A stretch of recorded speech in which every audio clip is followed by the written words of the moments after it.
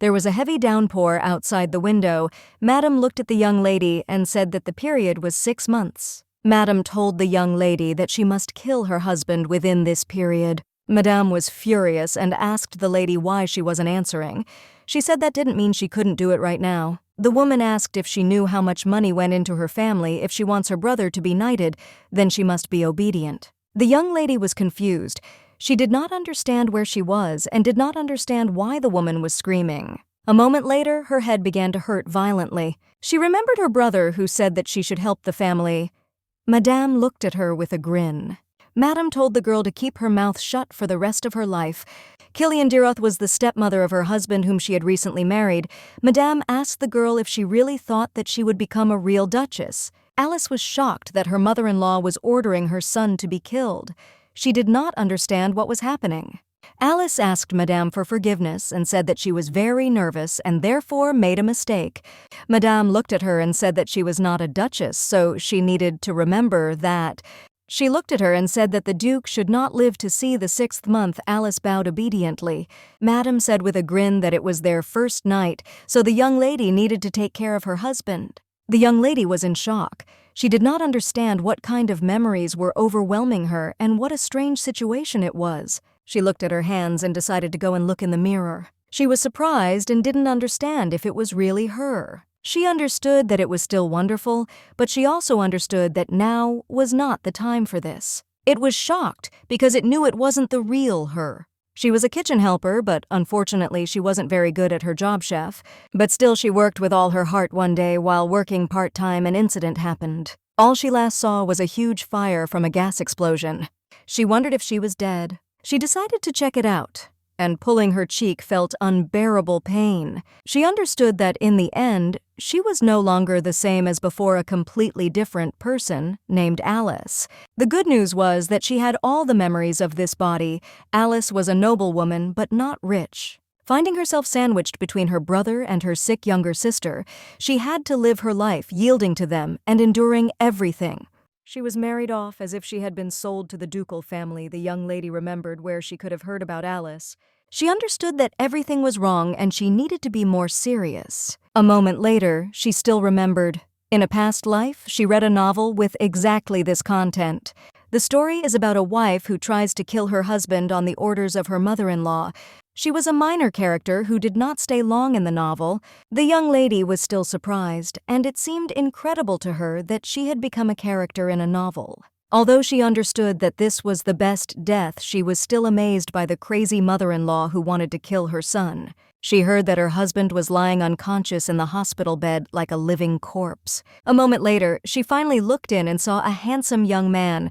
The young lady was shocked, as she did not expect this. She looked at the young man with embarrassment as he seemed very handsome to her. She was in shock, and 6 months had passed since he lost consciousness. She wondered why he was so perfectly preserved. Alice looked at her husband confusedly, wondering if his chest was hard. She was a little shocked out of herself because she understood that he was still a sick person. She remembered her stepmother. She knew that he was not her biological son, but still the stepmother tried to get rid of someone who was already dying. Alice knew that as a wife she had to do this. She was shocked and wondered why he needed a wife who was supposed to kill him. Sitting on the bed, she remembered what happened to Alice in the novel. A moment later, she remembered and was horrified as Alice was hanged for attempting to poison her husband. The young lady was in shock, wondering if she would have the same end. She thought it was just a dream, and she needed to wake up. Alice understood that she had already died, and the second time was not so terrible. She looked at him intently and saw a handsome Grim Reaper in front of her. She was shocked and asked God how he could subject her to such a test. No matter how much she thought, she still couldn't figure out how to survive. Turning to her husband, she said with annoyance that he was very handsome and would soon die, and she would be hanged. She didn't know if he woke up whether she would be able to survive. Then, she didn't know what to do. She ran in the dark and wondered where she was. A moment later, she saw the light and rushed towards it. But suddenly someone grabbed her. The man quietly whispered in her ear that she would not run away. The young lady woke up in a cold sweat. She was in shock, did not understand what kind of dream it was like in reality. She looked at her husband in surprise and saw that her hand was lying on his chest. She was shocked and screamed that she was completely crazy. She was still obsessed, and he still slept soundly. The husband she should kill Cleilus Diroth. Although he was now unconscious from his stepmother's poison, he was an outstanding young duke. As a result, he never opened his eyes until his death. She looked at him intently and wondered what it would be like to lie there and wait for her demise. A moment later, she was pulled out of her thoughts by a maid who asked the lady if she was awake. The maid came in and said that her name was Maris and she had come to serve her. She brought water for washing.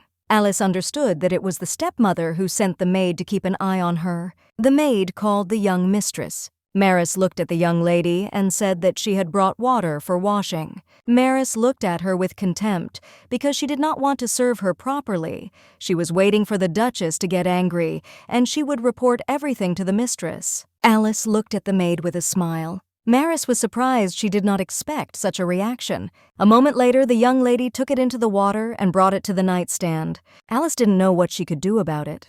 In her past life, she often encountered abuse of power and bowling. Maris stared at the Duchess. Alice washed her face and thanked Maris for the good water. Maris was shocked and very angry. Maris looked at the Duchess and said that since she had finished, she needed to change clothes since Madame was waiting for her. A moment later, Maris informed the madam that the young mistress had arrived. Madame said she could come in. Upon entering, Alice saw her mother-in-law. She was surprised because the shine amazed her. For a moment she was taken aback as she had been staring too much. She understood that she needed to quickly say hello. Alice greeted her mother with a smile and asked if she slept well. Madame said that the greetings were enough and told Alice to sit down. Madame looked at the maid and asked where the doctor was. Alice was surprised and did not understand why a doctor was needed. A moment later, Madame was informed that Dr. Helkin had arrived. The doctor entered the room and greeted Madame. Alice was shocked because she remembered this doctor. A brilliant physician well-versed in poisons, it was he who created the poison which is odorless and tasteless for Madame. Madame said he was late. The doctor asked for forgiveness as he needed to dispose of some sausages with poison. He looked at the young mistress in surprise and asked if she would really work with him. A moment later, he said with a smile that he was very glad to meet them and said that his name was Dr. Kilkin Spence. Alice understood that he was just a dog madam. Perhaps this was a good chance for her. She wished him a good job with a smile. Madame looked at the doctor and asked if Duke would die in 3 months if he was given poison. The doctor said that's exactly how it is. He said that if you drink a small amount of such poison, then over time the organs will begin to rot. No traces will remain. Alice was shocked. She couldn't understand how someone could be so cruel to a person. Madame said that the poison that made the Duke fall asleep was truly incredible.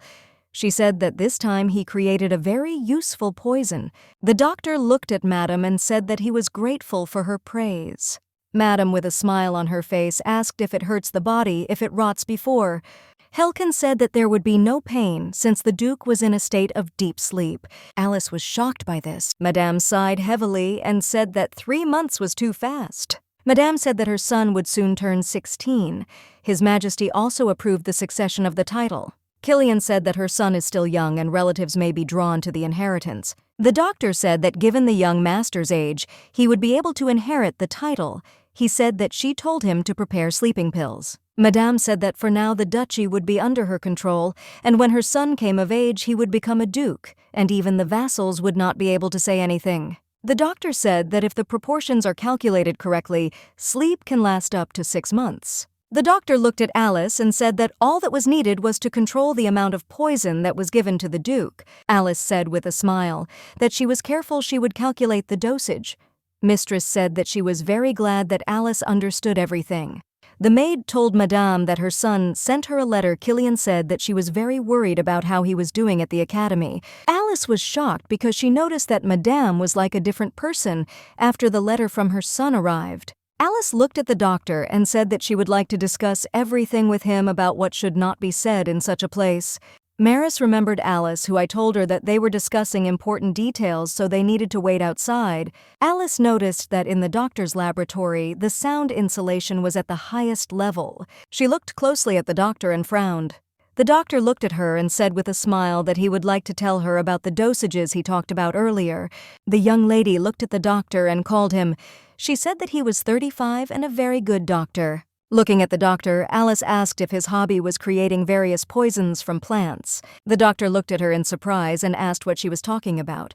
She smiled and said that she knew a lot about him. She smiled and said that he was the one the madam brought, so she studied every last detail of his file. He said with a smile that he had nothing to hide, but if she treated him badly, madame would punish her. Alice smiled and said that she knew very well that madame was merciless, and she also knew that he had reached out to the Duke's property. The doctor looked at her in surprise and puzzlement and asked what she was talking about. He said with rage that she was just trying to slander him. Alice pointed her finger at the shelf with books. The doctor looked at her in surprise. She said that he could call someone and move that shelf away. She asked if he was now sure that she was right. He shouted, puzzled, that she should not do anything. She said with a smile that it was very good that he understood everything. He came closer to her, grabbing her hand. He told her not to do this. How did she know about this? Everything was very simple. She learned about it from reading a book. In the space behind this shelving, there are rare food-molded plants collected by the doctor personally. The price of each plant is equal to the price of the mansion. The doctor secretly stole the relics of the duchy and used them to make poison. She understood that, judging by his reaction, he was still a bad guy, but it was better to use him now, like a worm that fell for the bait. Alice asked with a smile what would happen to him when she told everything madam. The doctor was taken aback because he knew what fate awaited him. He would be doomed to death and his head would be cut off. Alice told him not to worry as she was not going to kill him. She just wanted to make a deal with him. The doctor looked at her dumbfounded and asked what kind of deal she wanted. The young lady said she only wanted one. The butler looked at the young lady and called her. He looked at her and said that he was told that today she was in charge of the Duke's medicine. The butler was the only vassal who remained in the duchy. The lady pretended that she was trying to help the Duke in every possible way, but she simply gave medicine that had no effect. The butler was later removed from the Duke. Alice smiled and said that everything was right, and now she would be responsible for the medicine, and that was an order, madam. The butler said that in that case he would give her medicine. Alice smiled and told him not to worry. Since the doctor had already given the medicine to her, the butler looked warily at the young lady. Alice said that he could go. Alice slowly approached her husband. She understood that she must definitely do this. She looked at her husband and said that she was very sorry, but still she also wanted to survive. Maris burst into the room without knocking. Alice asked what happened. Maris said that Madame ordered her to ensure that the young lady performed her duties well. Maris looked at the young lady and told her to begin. Alice understood that it was for the best if Marisa could see everything with her own eyes. Then Madame would not doubt her. Alice slowly raised her husband's head and gave him the medicine. Alice looked at the maid and asked if she could see that Alice had completed everything. Maris glared at the young lady. Alice said that since she was no longer at work, she would like to rest a little. Maris said that she could rest there. She came closer to her husband and told him not to worry since what she gave him was not poison. The doctor looked at Alice in surprise and said that it was impossible to make an antidote. Alice looked at him and asked with a grin if it would be better to call someone to move the wall. The doctor, puzzled, said that he was not lying and the poison that he drank the Duke was not subject to either the antidote or divine power. Alice looked at him in surprise and asked if this meant that the Duke would not be able to wake up. The doctor said that everything was correct and if he was not poisoned, he would still remain in this state for a year. Alice understood that if he was given poison, he would die faster. She looked at the doctor and said that they intended to poison him. The doctor looked at her in surprise and asked why she didn't want to. She said that today he should prepare something that would resemble poison, since she intended to deceive Madame. The doctor prepared her a nutritional supplement. The lady looked at her husband and said that she was trying to save him. He was young and talented, and she did not want him to die because of the cruelty of his stepmother. She said, puzzled, that he was still beautiful, but was still shocked that his life was so short. She understood that if she left him like this, he would leave this world in a year. Even if she disappeared from the duchy, Madame would not calm down. Madame will harm the Duke by any means as nothing will stop her.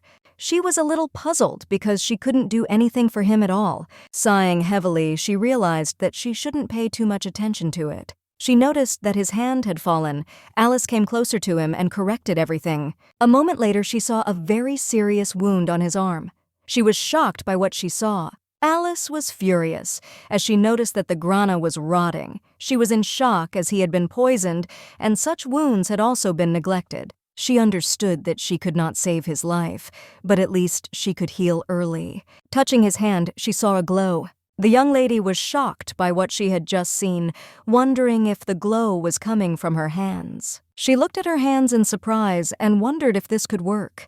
Moments later, she noticed that his wound had healed a little. She was shocked that the wound healed thanks to her light, but she was still skeptical about it. Thanks to the fantasy novel and memories of Alice's former life, the young lady was well aware of magic and divine power. Holy power is light, emanating without any words. It is capable of healing wounds and is a divine power. In this case, she really hoped that her new husband would heal quickly. She saw that the wound was no longer there. She sighed with relief because at least she could do something for him. Alice said with a smile that God's conscience had given her a gift after all. Alice looked at her husband and said goodbye to him until tomorrow. She slowly walked towards the exit. Sometime after Alice left, the Duke opened his eyes. The Duke sighed heavily and squirmed in pain. He was stunned as he could not move. But sometime later he saw a light in front of him. With all his might, he rushed towards the light. He understood that he could not leave everything so easily, and he needed to return. Writhing in pain, he opened his eyes. The Duke was in shock and did not understand what had happened. He had a very bad feeling as if he had woken up from a strange dream. The shadow of death has always haunted the Duke since his birth. Shortly after his birth, his mother died tragically. Pregnant stepmother who came right after his mother's funeral. But her child died as soon as it was born. Having lost her child to a nameless noble, everyone expected her to be thrown out of the mansion, but she was lucky. Soon, an incident occurred with the Duke. He fell from his horse and could not walk. Also, the prestige of the duchy fell due to various scandals. The vassal had no choice but to entrust the duchy to Madame. At that time, Claylis was only 2 years old.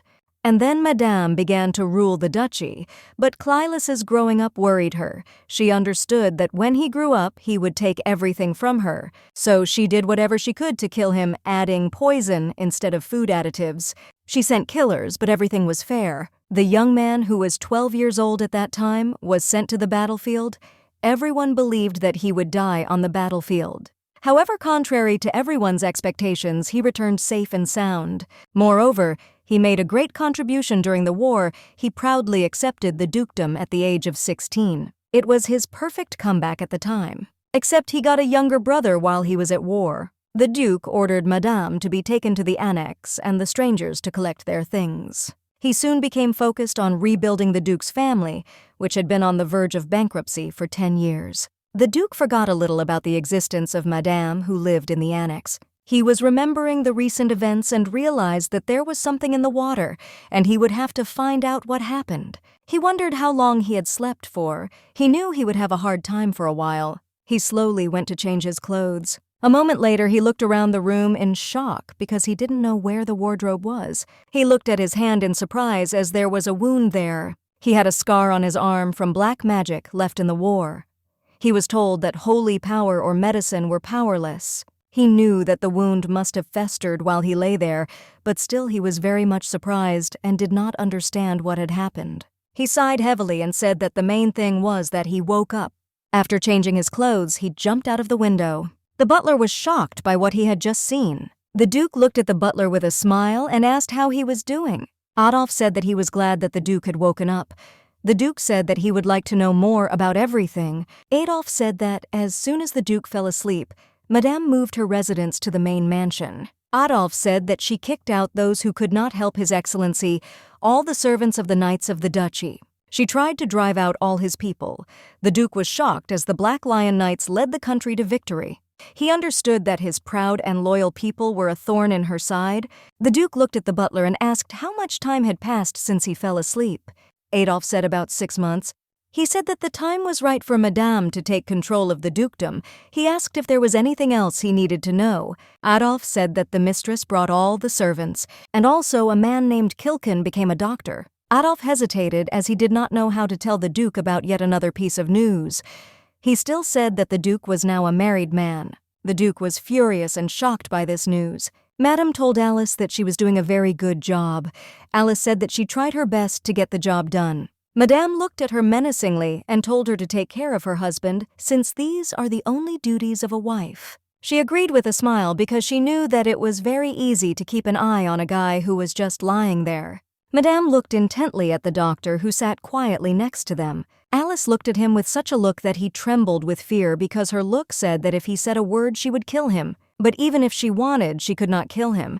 But in addition to poisonous plants, she also had evidence of his guilt. He had a store where he was engaged in black trade. Even if he denies everything the moment the store is opened, his name will come up. Alice knew that the doctor would not be able to escape so easily, and he would face a very severe punishment. Madame said that Lady Melton had sent a letter announcing her arrival in the duchy. Madame looked at Alice and told her to behave properly.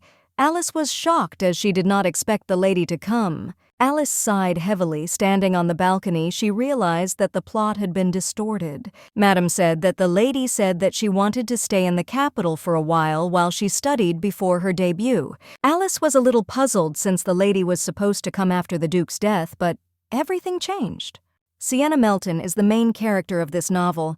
The main character learns about the death of her cousin and hurries to the capital. Although the death was suspiciously strange, the funeral passed quickly. After all, the Duchess was tried for poisoning the Duke. However, Sienna noticed that the Duchess denied the fact of her guilt. She intuitively understood that someone else was behind this. Of course, her suspicions fell on her stepmother, after which she began to follow her. Sienna wanted to find at least some evidence against her stepmother. Due to a dark conspiracy, the Diroth family was erased from the empire. The embittered lady wanted to restore the honor of the duchy. She went in search of all the vassals. One day she healed an unknown dying man who turned out to be the third prince. Sienna and the third prince fell in love. And the story of two people had a happy ending. There was a happy ending for only two heroes. Minor characters who helped the main characters died. All the minor characters associated with Sienna were dead.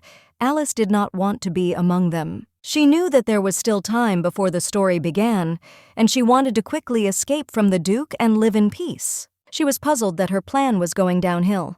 She furiously asked the question, is it really so bad to lose weight and live a little longer? She was infuriated just by the thought of it. Alice looked at the maid in surprise and asked if she really needed to serve the Duke. Marisa said that it was so, and also asked if Madame had not given her such an order. Alice was puzzled by this fact.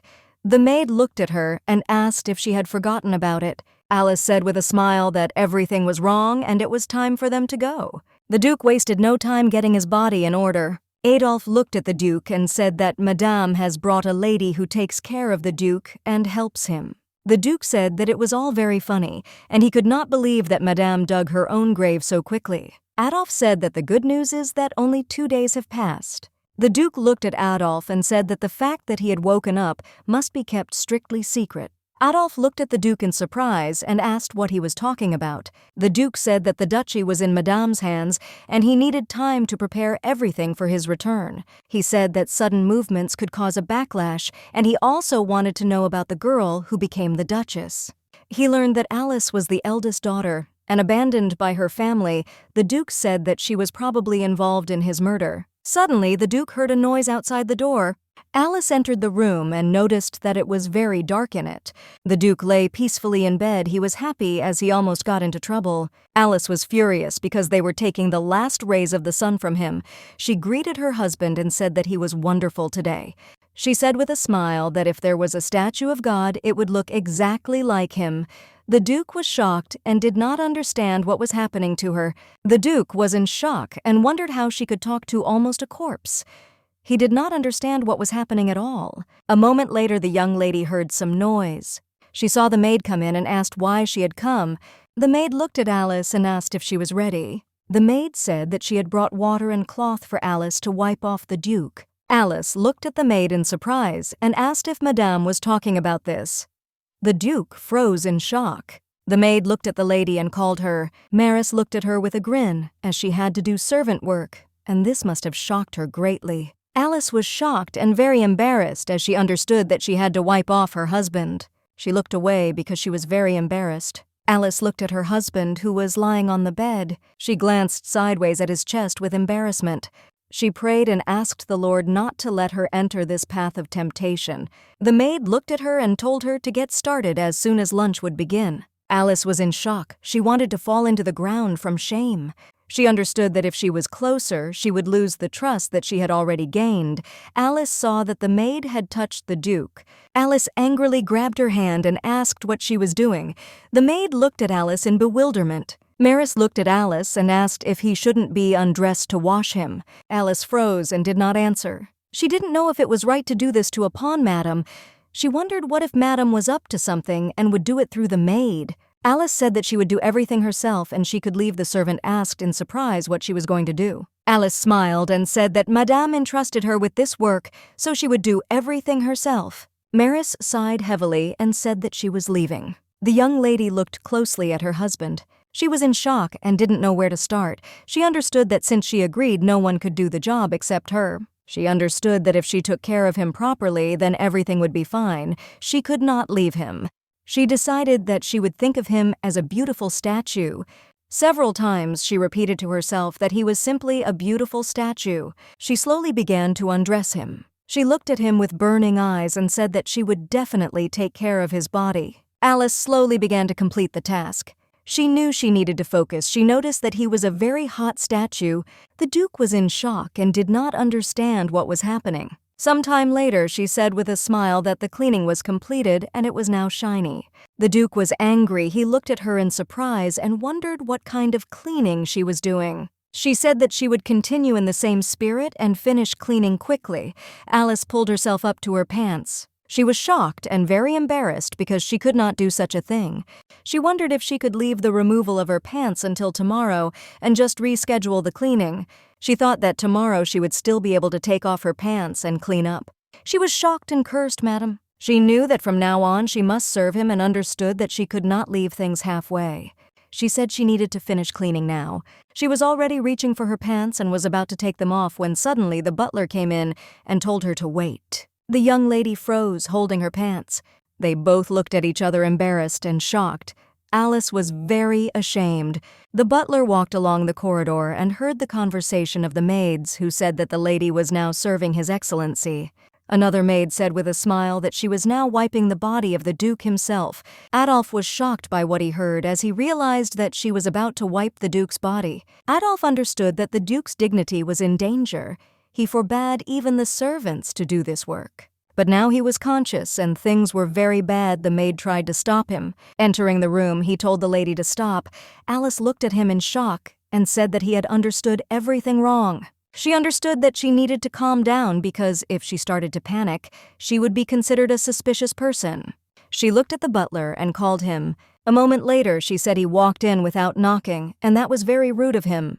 The butler looked at her and said he was very sorry. She was very happy because her behavior worked like a charm. The maid looked at the butler and said that no matter who he was, he dare not barge into the room without knocking. Alice was shocked because she did not understand why the maid took up her task again. She understood that Madame had already set her sights on the butler, but Alice could not allow this to happen. Alice thought for a moment and said that it was rude, but he was probably in a hurry. Apparently, he had something to say. Adolf looked at her and asked why she was doing the servant's work. He said that he was very surprised because of this he forgot to knock. She said he seemed very shocked and she completely understood. The maid said that he had no right to burst into the room without knocking and he should apologize to the lady. Alice looked at her and asked if she was serious. She said that there was no point in making a fuss over such a trifle. Alice asked Maris if she wanted to replace her in this work. She said that she had little time left. The maid said that if they don't mind, then she will leave the way she would like to leave. She looked at the butler and asked if he would come out. She looked at him puzzled as she had not yet finished cleaning and wanted him to leave. The butler looked at Alice and asked if she minded if he finished. She was shocked and looking at him asked what she should say, madam. He said that she still did not have to do all the duties. He said that he would do some work, helping her. Still, the young lady was very glad that she had a butler. Alice understood that Maris simply wanted to push all the work onto her. Alice realized that she didn't necessarily take care of an important part of the Duke every day. She said with a smile that, in that case, she would leave this part of the work to him. She said that the Duke would find his touch more comfortable than hers.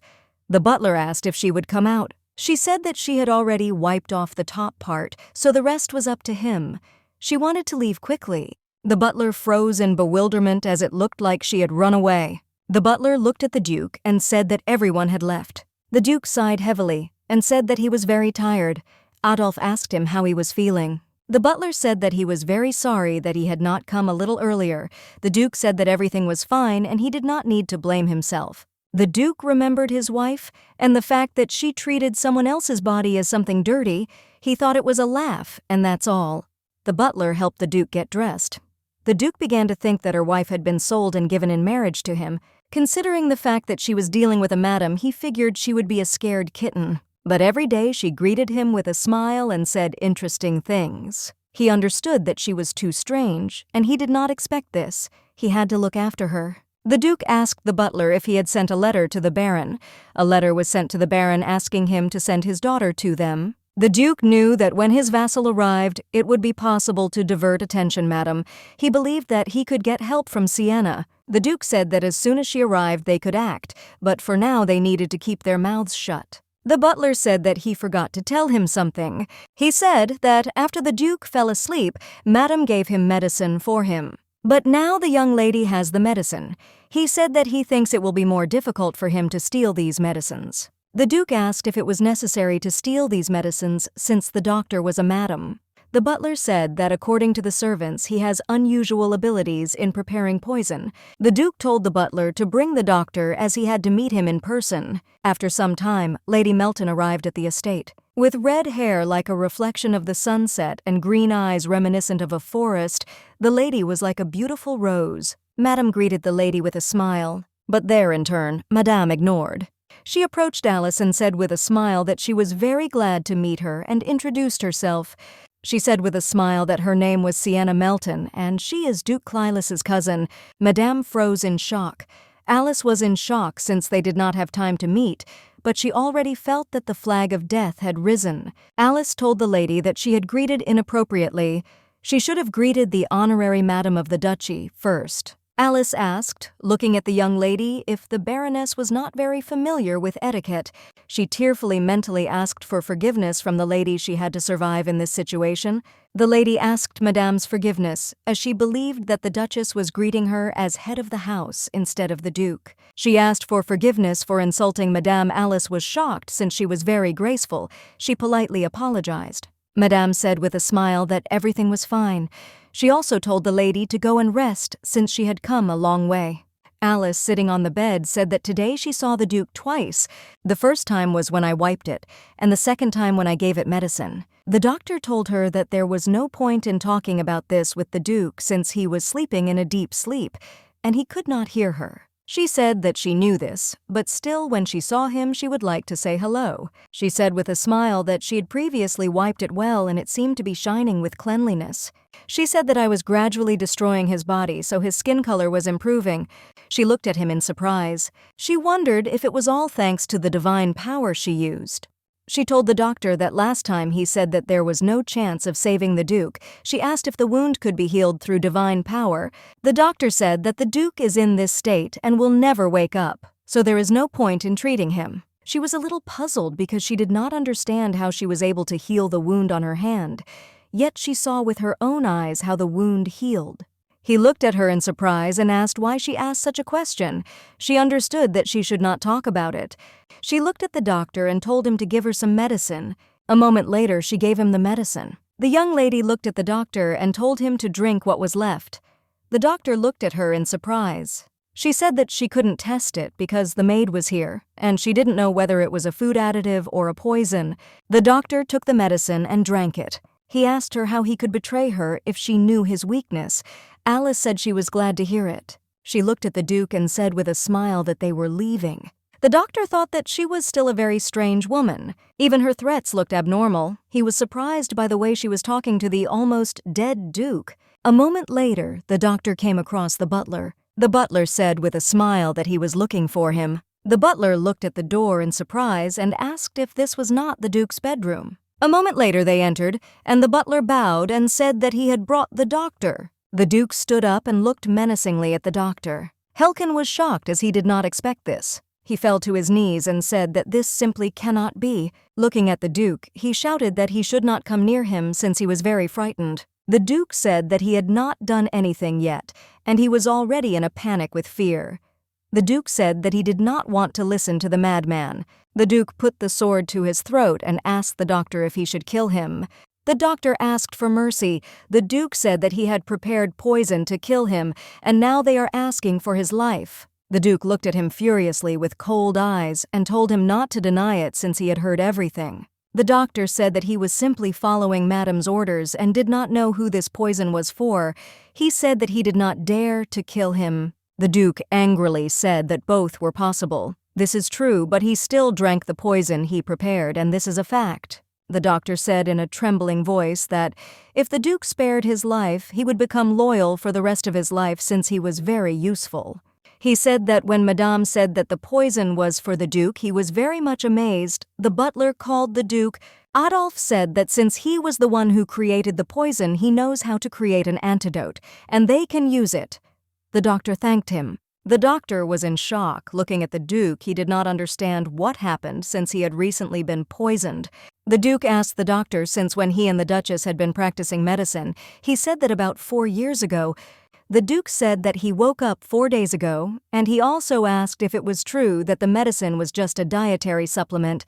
The doctor said it was just a nutritional supplement. The lady ordered that one nutritional supplement be replaced as well, so he did. The Duke was surprised as he knew that she came as a human being. Madame, he wondered why she did not obey Madame. The Duke thought for a moment that he had been given a nutritional supplement, but he knew that it definitely had nothing to do with him being able to wake up. The Duke called the doctor, who shuddered. The Duke looked at the doctor and said that since this poison was his work, he should know better. The Duke told him to check his condition at the moment. The doctor looked at the Duke in surprise and said that he would check everything now. The Duke furiously grabbed the hilt of the sword and told him to do everything quickly. The Duke glared at the doctor and said that he had better not do anything stupid. The doctor was very frightened and agreed with the Duke. The doctor looked at the Duke in surprise and said that this was simply incredible and a miracle had happened. But still, the poison is not completely removed from the body and treatment is needed. The Duke said that since he created the poison, he might as well create an antidote. The doctor looked at the Duke in fear and said that he would do everything within a few days. The Duke looked at the doctor and said threateningly that he had woken up, no one should know. Madame Killian and also his wife, Clylis, told the doctor to simply act as always, following her orders. Clylis looked at the doctor and said that if he found out that the doctor was playing on 2 fronts, then he should pray that death would overtake him faster than his sword. The doctor was shocked with a trembling voice. He said that he would remember his warning. The Duke looked at him and told him to leave. The Duke asked Adolf if he could look at the hand. Adolfo was amazed because early on the Duke's hand disappeared. The Duke said that when he woke up, the wound had already healed. Clylis asked Adolf if there were any other herbs that could heal the wound 4 days ago. Adolf said that no one came to him until the morning, and those who visited his bedroom were Madame and Lady. For a moment, the Duke thought. The Duke, puzzled, said that he had a wife whose face he had not seen, but there was a good chance that the only person who came into the bedroom was a lady. The Duke wondered if she might have something to do with him waking up. Alice looked at the young lady and asked if she would like to tour the mansion with her. Sienna said with a smile that she would like to since it was her first time here in such a long time, having come here as a child. She said with a smile that she would like to talk with the Duchess and tour the mansion. Madame looked at her in surprise and asked if she really wanted to spend time only with Alice. Alice said with a smile that everything was fine and Mother shouldn't worry. Alice wanted to quickly finish exploring the mansion and return to the room. She would like to return immediately after the meal, but could not refuse a walk. Sienna told Alice with a smile that her family from the West had heard Alice smiled and said that it was true. Alice knew that the maid wanted to tell her something, as she always kept a close eye on them. The young lady looked at Alice and said that it was a beautiful day and asked if she would like to take a walk in the garden, just the two of them. The young lady said that she was very happy when she found out that the Duchess was from the West, since she was worried because the capital was unfamiliar to her, but she still met someone who was from the same place. She looked at Alice and said that she would like to be close to her if she didn't mind. Sienna looked at the Duchess and asked if it was too rude of her to ask. Alice knew that Sienna was very kind, but that was before a special occasion. But still, Alice knew very well how ruthless she was towards her enemies. Moreover, it is dangerous for someone who is the Madame's pawn. She knew that the lady would not show her compassion. Alice understood that she could try to find out some information through her, or try to kill Madame through Alice. Alice wondered whether she should show that she was not stupid and timid, or play the fool, which was very stupid. Alice said with a smile that she was very happy with her words. Alice said that, to be honest, she felt that she had been too rude to her yesterday about greeting her mother. She said that they had stopped thinking about it. The young lady froze, as she did not expect to hear such a thing. A moment later, she said with a smile that everything was fine and it was only her fault. Sienna told Alice that she was very kind and also delicate in etiquette. She said that now they can talk about anything without difficulty. Alice was very happy and thought that she did a great job. Instead of attracting attention with the main character, it would not be better to pretend to be a fool who does not know anything about the plans, Madam. Alice said with a smile that she thought it was time for her to go since it was almost time to serve the Duke. Entering the room, she sighed heavily as she realized that she had done her best. Alice said that the lady is like a racehorse seeing the goal, but not looking at the obstacles. Alice knew that yesterday she ignored Madame, but she was amazed because she didn't think that the lady would call her along. Alice knew that she needed to leave as quickly as possible before the course of history began. She was thinking about the safest way to leave the duchy at that moment. She remembered the holy power, that is the divine power. While she was looking for information about the temple, she found something interesting. If you become a priest under the protection of the temple in the empire, there is one law that prohibits nobles from contacting priests. The only person who can judge a priest is the Pope. She looked at the book with a smile as she realized that she just needed to become a priest. She understood that, in this case, even Madame would not be able to harm her. She was very surprised because she had read that those who are pure in soul and body can become a priest. She was shocked because she realized that she was already married. Alice understood that this was a very big problem. She did not sleep with him, but still she could not be called pure.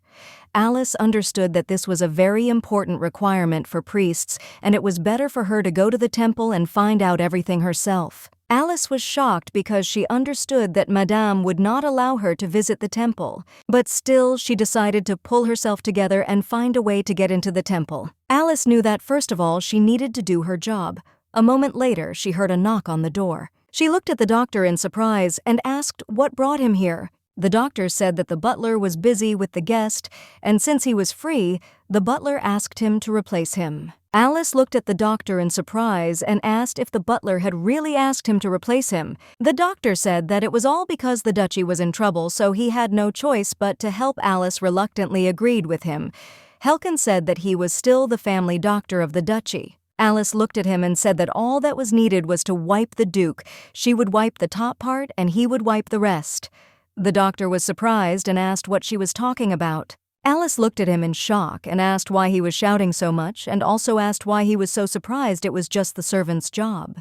The doctor looked at her and said that, of course, that was true, but he could take care of the Duke's cart himself. Alice thought for a moment as the doctor's behavior seemed very strange to her. Claylis Dyroth, a young and outstanding hero of the battlefield. Even for a doctor who lived in the shadows, the story of his extraordinary exploits reached his ears.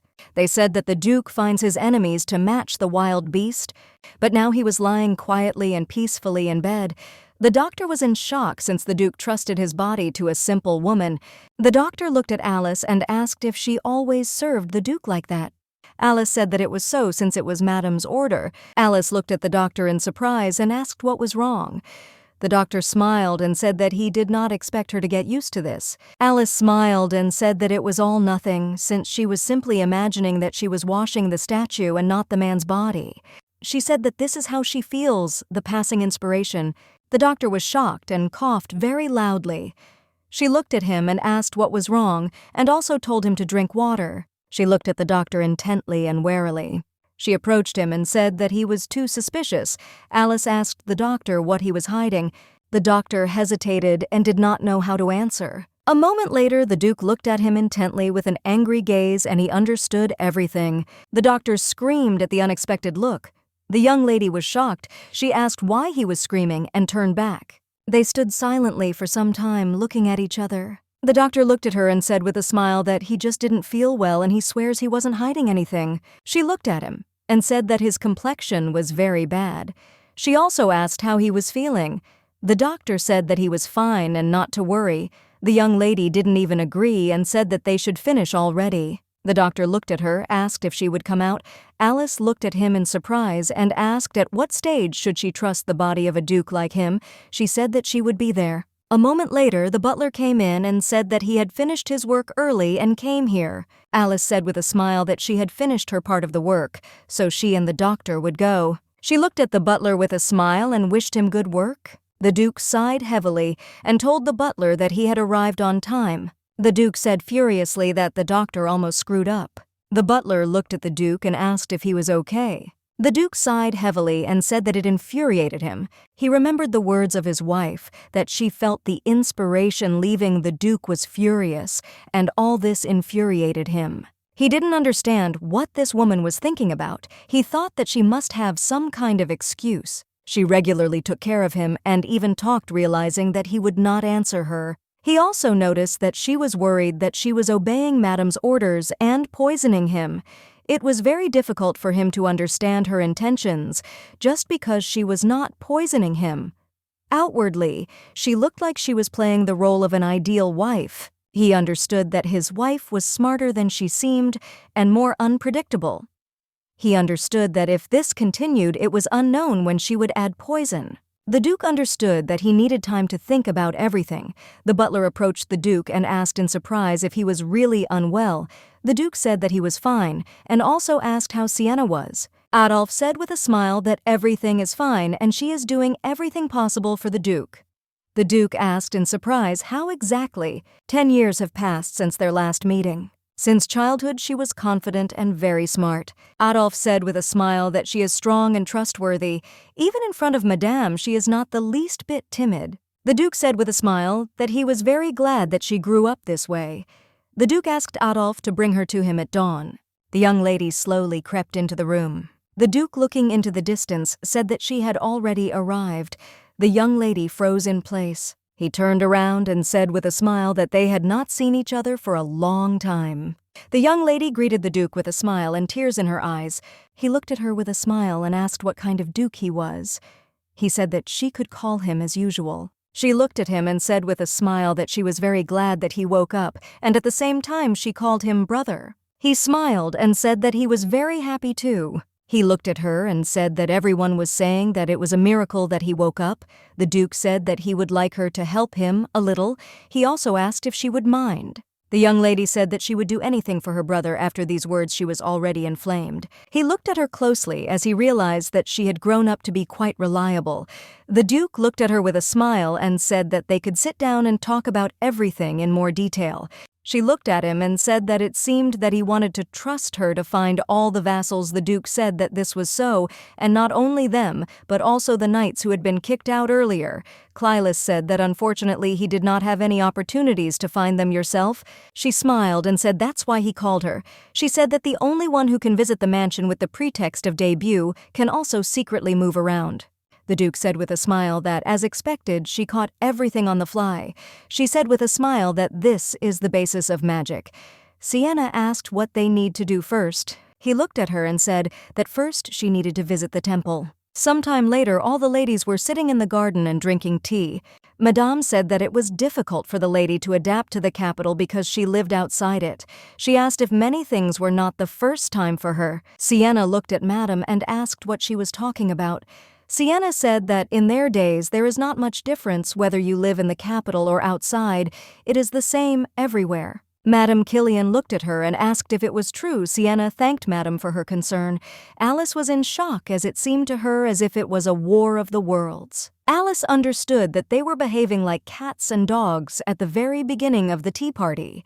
She wondered who would win. But looking at Madame, she understood that the lady would definitely win. Alice understood that Madame needed to give up since the main character was against her. who overpowered her with her acting talent and beautiful speeches. Alice noticed red roses that matched the fierce lady, but she couldn't say it. She was puzzled as she still had not found a way to get to the temple. She did not know how she could go beyond. Madame looked at the young lady in surprise and asked if she really wanted to go out. Alice looked at them in surprise as she had lost the course of the dialogue in her thoughts. Sienna looked at Madame and said that she would like to go out. She smiled and said that she would like to visit the temple. Sienna looked at her brother in surprise and asked why she needed to go to the temple.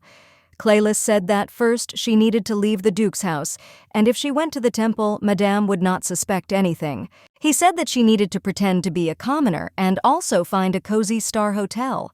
He handed over the letter and told her to show it to the owner, a man named James. He told her to say that he was looking for a man named Teshern, and he would definitely give her information. She looked at him in surprise and asked if this was the knight and brother. The Duke said that if she found Teshern, she would be able to find all the knights faster. She said with a smile that he should leave everything to her, and she would do everything. Sienna tearfully said that her family is the Duke's family, and she would like to pray, because her brother is still not awake. She said that she would like to pray for his health in the temple. Madame looked at the lady in surprise and asked what she was talking about. Alice said that as a duchess, she was embarrassed to hear these words. Madame looked at Alice in surprise and asked if this was not the responsibility of the hostess. Madame told Alice, with her eyes to hurry up and get out of the situation. Alice was in the mood for something else. She looked at Madame and said that she would also like to visit the temple with the lady. Madame looked at Alice in surprise and asked what she was talking about. Alice looked at her mother and asked if they would all pray together and would not their sincerity reach God. Madame looked at the lady and asked for forgiveness. She asked if she could leave them alone with the Duchess. Madame said she had something to tell Duchess. Sienna bowed and said she hoped they would care and she would leave them alone. The young lady left them. Madame was furious. She looked at Alice and asked what she was doing now. Madame was furious and told Alice that she could have stopped the lady and dissuaded her. Madame looked at Alice and asked angrily if she hoped to go beyond the mansion. Alice understood that Madame was simply a fiend of evil. Madame said that work on the Duke must take place without leaking information. Alice looked closely at her mother and called her. Alice looked at her and asked if it was not better to stay close to Sienna. Alice asked if Sienna could learn anything when the Duchess was close to her. Madame was shocked and did not answer anything as she was very angry with Alice. Alice said that if she was not given the opportunity to go beyond her limits, she might find it strange. Alice understood that everything needed to be turned back into its own direction. Alice said that eventually she would send a letter to the Baron, and the Baron in turn would personally visit the mansion. Alice looked at Madame and asked, what if the Baron found out the truth about the Duke's condition? Alice said that rumors would spread throughout the capital that the Duke had fallen into eternal sleep. Alice understood that while her biological son was small, she hoped that everything would be calm in the duchy. If rumors spread that the Duke is sleeping soundly, a side branch of the family will try to interfere with the succession to the throne. Madame Killian looked at Alice and said that everything was pretty good, and also asked if she could follow the Lady. Alice, with a smile on her face, said that she would do everything necessary. Alice was very happy since she would still be able to go to the temple. The Duke looked at the butler's house in surprise and asked if Sienna had really managed to persuade Madame. The butler smiled and said that it was so, and the Duchess said that she would go with Lady Sienna to the temple. The Duke thought for a moment. Sienna looked at her brother and said that she would try to get permission to go to the temple as soon as it was light. The Duke said that would be good, but he also told her to be careful and not get caught by the madam. He also told her not to get caught by the Duchess either. Sienna said that if he meant the Duchess, then she didn't think she was worth fearing or worrying about. Sienna said that she tried to get information out, but she was too stupid. The Duke looked at her in surprise and asked if she was really talking about the Duchess now. She said that she was talking about her, and she had pink hair, golden eyes, and small stature, and she was like a puppy who runs after Madame with its tail. The Duke was surprised and did not know if the Duchess was really naive and stupid. Claylis understood that this was the same person who deceived Madame and lured the doctor to his side. He wondered if maybe she was hiding her power in front of Sienna. Sienna looked at her brother and asked if there was something she didn't know. The Duke, thoughtful, said that there was no such thing. He said that even if the Duchess was still naive, then you need to be careful with her. The young lady said with a smile that she couldn't go wrong. The Duke knew that he should have told his sister the truth, but he couldn't. The Duke wondered why he couldn't, if he was afraid that the Duchess would get into trouble. It was difficult for him to make a decision when it came to this particular woman. He did not understand why she was hiding her true self. He looked at Adolf and said that he had one thing for him. Entering the room, the young lady saw the butler. She said with a smile that he was quite early. The butler looked at her and said that he had already taken care of the Duke's cart. Adolf said that he had thought about this duty for a long time and came to the decision that it was a strong burden for the Duchess. The young lady looked at the butler in surprise and asked what she should say to Madame if she asked her. Adolf smiled and told her not to worry since they wouldn't tell anyone about this. He asked if she could leave this responsibility to him if she didn't mind. Alice looked at him and agreed with him. The butler said that in that case he would go. Alice was surprised, and at the same time glad as she accepted his offer without hesitation. At first glance, it may seem like a stone has been dropped from his shoulders, but it is more like he is trying to alienate the Duke from her since she still looked like a person, madam. She understood that although this was for the best, she looked at the Duke and said that she was very sad that this line had been drawn. She looked at him and said that she shouldn't get attached to him, but it seems like the opposite is true. She didn't understand how she could not react in any way to the fact that he would soon die, but if this line was drawn in time, nothing would happen because she was powerless in this matter. She looked at him and said that she was going to leave the dukedom anyway. Sighing heavily, she said that she needed to stop thinking about this attachment. The Duke opened his eyes when she left. He was surprised since she was about to leave the dukedom. To find out more about her, he ordered Adolf to leave them alone, but still he was puzzled because he did not think that he would hear something like that. He wondered if she really wanted to leave this place and planned this very coming to the estate. The Duke was shocked and thought for a moment. The next day, a carriage arrived for a trip to the temple. Alice looked intently out the window, and her eyes were filled with happiness.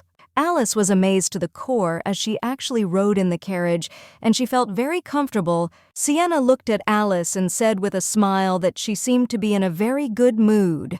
Alice said with a smile that she was, since she left the confines of the mansion. Sienna said that she had recently gotten married and didn't seem to go out very often for walks. Alice said with a smile that it was all because of the countryside and family reasons, so she asked to go with the lady. Sienna looked at her and said with a smile that she understood. A moment later, the coachman said that they had already arrived at the temple. Alice was shocked as she saw the temple for the first time and enjoyed its beauty.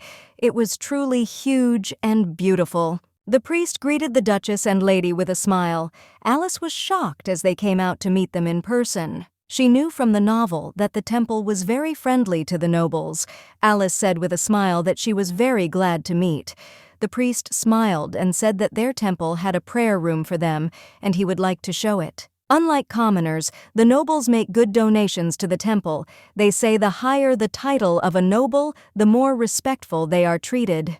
Sienna looked at them and asked if they didn't mind if she could use a separate room for prayer. Since she wanted to concentrate and devote herself to prayer, Alice, looking at the young lady, thought there was another reason for this. She remembered the words of Madame, who had told her with rage to keep her eyes on the young lady. Alice said with a smile that she fully supported her and thought that she would also be more comfortable praying in another prayer room. The young lady thanked the Duchess for her understanding and also said that they would see each other after prayer.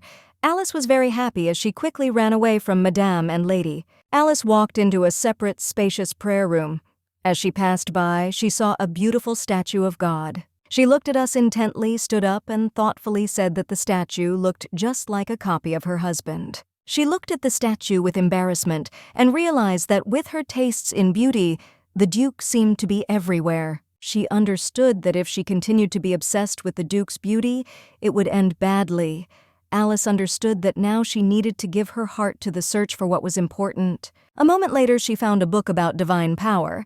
She wondered if maybe she shouldn't read it first. This book was written by Nestafel, the first pope of the great god. He wrote that it was worth thanking him before starting to read.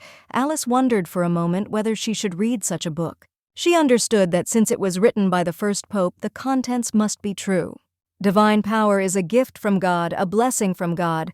However, not everyone has it equally. The strength is different for everyone depending on the blessing of God that He has given you, and is considered a difference in strength. The strength is that those who can heal small wounds are low-level priests, but those who are able to heal heart wounds are called high priests. However, those who heal wounds and injuries to internal organs are rare even to the average high priest and rise above them. The young lady was surprised because she realized that in order to heal a serious wound, one must be a high priest. She understood that she had definitely healed such a wound from the Duke, but this was rare even among high priests. She understood that it was very good to have such abilities, but if she became a high priest, then a huge pile of papers and a great responsibility will fall on her. She also understood that she would need to greet the aristocrats. Alice understood that this was an unbearable burden for her. She said with a smile that it was still not worth showing off her abilities and wondered if maybe no one would find out. Approaching the statue, she asked the question whether God would suddenly make an oracle prophecy for the sake of revelation. She stared at the statue, but there was no answer. A moment later, someone called her. She looked at the statue in surprise and asked if he was really talking. A few minutes later, she heard a knock on the door. The young lady asked if she was okay, and also said that she had come at the request of the high priest. The Duchess sighed heavily and said that the girl could come in. She was shocked because she thought it was a voice from the statue. The young lady greeted the Duchess with a smile on her face. The girl said that the high priest asked her to bring tea to the Duchess. The girl said that tea prepared with herbs grown directly in the temple itself has a wonderful aroma. Alice looked intently at the girl and said to herself that the young lady was the ideal priest she had ever seen. Alice looked at the girl and asked if she could ask a question. She smiled and said that she could ask anything. Alice asked if to become a priest, you had to be pure. The lady said with a smile that everything was true. Alice said that among her acquaintances there was a man who got married, but due to circumstances remained chaste. Alice asked if such a person could become a priest. The lady looked at her and said, not yet. A moment later, she said that once there lived a maiden who gained divine power and became a priest. She said that despite the fact that she grew up in the temple and did not leave its precincts, she heard that those who received divine power can become priests.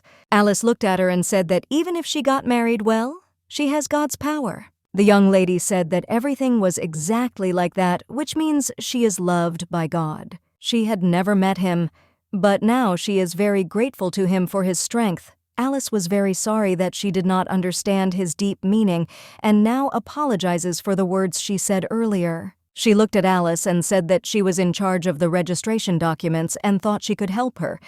Alice looked at the priest in surprise. The young lady provided the Duchess with an application for a new recruit. Alice was surprised. The young lady said that in order to become a priest, you need to pass a test. First, you need to remember the application form and note that it has divine power. After this, you need to pass the test for possession of divine power. Once power is confirmed, the registration process begins. Alice looked at her and thanked her with a smile for such excellent help. She was glad that the check and registration were on the same day. She looked at the Duchess and said with a smile that she could contact whenever she needed because her friend would soon become part of the God's family. Alice looked at her and asked if she could know her name. The young lady smiled and said that her name was Violet. Alice said with a smile that it was a very beautiful name. Alice wanted to repay her for her kindness. Madame looked at the young ladies and said that they arrived home very late. Madame looked at the lady and told her to go and rest, and the Duchess needed to visit her sick husband. The young lady with a smile told Madame not to worry since the Duke is the head of the family, and the fate of the family depends on his health. Madame thanked her for her wonderful words. The young lady said that since Madame was attentive to her, she would leave them first and go to rest. Madame Killian was very angry with the young lady. Alice understood that Madame had lost to the young lady. Madame Killian looked at Alice and asked why they were so late, and she also asked if they were somewhere other than the temple. Alice said that it was not like that at all and they were only praying in their temple. Alice said that the lady wanted to concentrate on prayer and they went to separate prayer rooms. Later, Alice asked the priest if the corridor was patrolled, and the priest said that the lady had not left her prayer room. Madame Killian told her to still keep an eye on the lady. Perhaps nothing happened, but something might happen in the future. Alice looked at her and humbly said that she understood everything. Madame looked at Alice and with a grin told her to go to her husband and give him medicine. Alice smiled and said that she would certainly do everything, she thought to herself with a grin that she would go to him and give him a nutritional supplement. Sometime later, Alice came to her husband and gave him more. Looking at him, she felt sad. She sighed heavily and suddenly a form fell out of her pocket to register in the temple. Looking at him, she wondered what else she could do for him. The Duke woke up and was not in a very good mood. He remembered her words that she told him. Alice wondered what she could do for him. He was a little surprised as she didn't suspect anything today either. He wondered if she hadn't said that she would leave this place. But for some reason he felt a lot of sadness in her voice. The doctor looked at the Duke and said that the antidote was ready. The Duke slowly reached for the antidote, but the doctor in turn did not give him the antidote. The Duke looked at the doctor with fury and asked if he had gone crazy. The doctor looked at him and said that everything was wrong. The doctor said, looking at the Duke, that it was very strong. The Duke looked at the doctor in surprise and asked if this meant that he could die because of the antidote. The doctor said that it was not like that at all, but that while it was working, he would have to experience severe pain. Helkin said he added painkiller to the supplement he took earlier, but he thought it might help me. The doctor said that he might get sick. The Duke in turn said that everything would be fine and took the antidote from him. The Duke knew that pain didn't matter. He just didn't want to be trapped in the darkness again. Sienna knocked on the door and the Duke said she could come in. Sienna walked in and greeted everyone. The doctor was amazed by her beauty. He had previously heard that she had arrived, but now they met for the first time. A moment later, Sienna punched the doctor. She looked at him intently and told him not to look so closely at others as it was rude of him. He was surprised that she could use magic. A true magician does not draw circles of magic. If this is so, then it is of a fairly high level. The doctor, puzzled, asked her forgiveness. The doctor realized that she knew that the Duke had woken up, which meant she had come for a reason. The Duke called the doctor, who was taken aback, and said that he was listening to him. The Duke looked at him with contempt and said that since he had everything he could leave. The doctor looked at the Duke with a smile and said that in that case he would go. The young lady looked at her brother and said that she went to the hotel he mentioned and met James. She looked at him and said that there was no need to say anything after she showed him the flyer, because Teshern would be waiting at the hotel tomorrow. The Duke asked if they had seen her at the exit from the temple. She said that she had created her circle of magic and left the illusion, then quietly went about her business and returned. Claylis looked at her with a smile, as she was simply an amazing mage. The Duke looked at her, asked if there had been anything strange lately. She asked if he was talking about the Duchess. She said nothing special happened since they used separate prayer rooms, and today she looks like a puppy as always. The young lady looked at her brother and asked if she needed to look after the Duchess. The Duke said there was no need for that, and she only needed to find the knights. She said that she would meet with Teshern and report everything to him. The Duke stood near the window and thought about the whole situation. The butler looked at him and asked if everything would be all right, but the Duke did not answer anything and drank the antidote. The Duke was shocked as the antidote had a terrible taste. The butler looked at the Duke and said in a trembling voice that he would stay by his side. The Duke told the butler to do his job. Adolf said that he understood everything. The Duke hoped that the night would pass very quickly and not very painfully. Alice was in shock because she had lost the leaf. The application form for joining the temple was nowhere to be found. She knew that she had the leaf when she returned to the mansion. Judging by the fact that there was no noise in the evening, it means that Madame did not find her. She understood that she could have lost the questionnaire in only one place. It was you in the Duke's room. Sometime later, she entered a dark room. A moment later, she found a leaf under the bed. She sighed heavily since she had already lost him here. A moment later, she heard some noise. She was in shock, did not understand what she had just heard. She raised the lamp higher and saw that the Duke was writhing in pain. A moment later, she rushed to him because she wanted to know how he was feeling. She screamed at him to wake up. Alice understood that she could not help him in any way, and she needed to run for the doctor. A moment later, she flew into the doctor's room and called him. The doctor looked at her in surprise because he did not understand what was happening at all. She pulled him by the clothes and said that there was no time for an explanation, and that she urgently needed to go to the Duke. The doctor was shocked by her behavior. A moment later, they came into the room and saw the Duke writhing in pain. The doctor was shocked as the antidote began to work. Alice looked at him and told him to do something for her soon to make him feel better. The doctor looked at him puzzled and said that he could not do anything since it seemed to him that the poison was spreading even further. Alice was shocked and did not understand how this was even possible. She looked at the doctor with fury and asked if he had secretly given him poison. The doctor, puzzled, said that everything was wrong, and the sleeping poison he created was itself unpredictable and spreads throughout the body. The doctor saw that she was looking at him warily and did not believe him. She looked at her husband, puzzled, and asked if this meant she needed to look after him while he was suffering. A moment later, Alice told the doctor that he could go to his room. The doctor understood that due to the strong antidote he would be unconscious for about 2 days. He knew that the Duke would not open his eyes in front of the lady. The young lady wondered in surprise whether her divine power would work in this case. She tried not to sympathize with him, but still she couldn't just stand and watch. She hoped that they would ease his pain after she left, but a moment later Alice saw the Duke writhing in pain. She could not do this to him. Alice took his hand and prayed. She asked him to be spared this unbearable pain. Alice prayed and asked that he would not be in pain. A moment later, she saw that he felt better. Alice sighed with relief as she realized that she had helped him and everything had worked. But suddenly she began to feel very dizzy. The Duke fell into the darkness and drowned in it. He was in great pain, and he had the feeling that the darkness was swallowing him. But a moment later he saw the light. When he woke up, he was very surprised because he suddenly saw a bright light. He stood up and saw Alice lying next to him. He looked at her in surprise and wondered who this woman was. He saw silk pajamas and a luxurious pity as well as pink hair. A moment later, he realized it was Alice. He remembered his sister as the one who said that the Duchess had pink hair, green eyes, and was small in stature.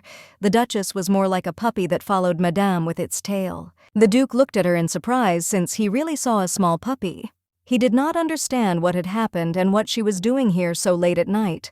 Clylus was very surprised as his body became very light, as if he could fly now. He suddenly remembered the light that appeared in the darkness, and the pain that disappeared. This feeling was very familiar to him recently. He experienced the same feeling when he woke up. He remembered the words of the butler, who said that the only people who came to the Duke's bedroom were Madame and Lady. At that moment, the Duchess was next to him, and now she was also next to him.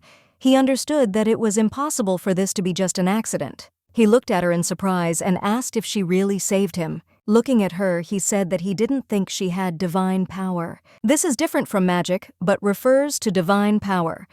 Moreover, only a dad can restore the human body in such a short time. The Duke sighed heavily and said that he would never let her go as he needed her strength. He didn't want to be trapped in the darkness anymore. He looked at the lamp in surprise as he was interested in why it came to him at such a late time. Along with the lamp, he saw a note near the lamp. The Duke looked at the note and saw that it was an application to join the temple. He was shocked because he realized that she was going to the temple. For the first time he felt warmth, and now he could not stay in the dark, cold darkness. Alice woke up in the morning and reproached herself. She said that she was abnormal. After using divine power, she fell asleep here, and then in a dream she moved and released her to her husband. She was shocked as God pushed her along the path of temptation every time. She touched her husband's forehead and made sure that everything was okay with him. Alice said with a smile that it seemed like he was doing better, and she was very happy about it. As expected, she couldn't just ignore him. She wanted to do her best to take care of him before she left. She really hoped that he would not die from this dream. Alice had been visiting the temple for 10 days with Lady Melton.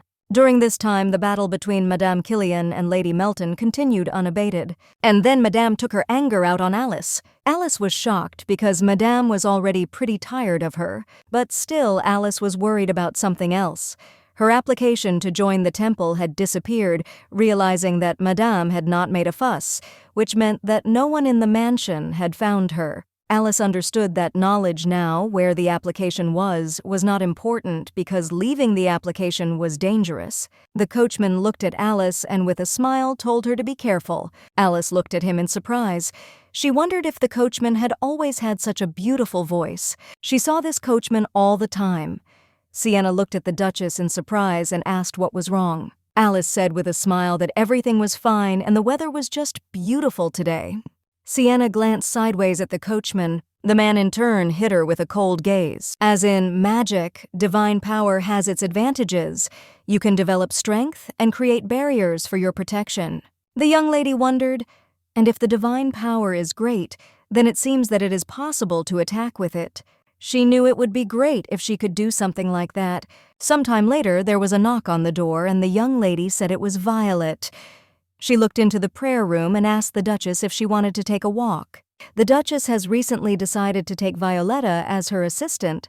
They walked slowly to their destination. Sometime later, Alice looked up in surprise as she saw a lot of people. Alice knew that the temple periodically opens its doors to poor people and also distributes food and medicine, so not long ago, she herself became a volunteer in their temple. But one person also influenced her decision. The priest looked at her and said that it seemed that she had arrived to them today. High Priest Prion is a man who in the future will overcome many things and become a pope. In the novel, he was described as a minister of the temple with a very large reserve of divine power. But besides the novel, Alice learned a lot of interesting things about it. Alice looked at her companion and asked if she really wanted to say that the relationship between the peony and mother was bad. Violetta said that it was so. Violetta said that one day Madame went to pray, but the running people touched her. Madame screamed at the man with rage. She asked him, burning with anger, how he dared insult the nobles. After these words, she took the life of this guy. The high priest was very angry with Madame, but still the court sided with the aristocrat.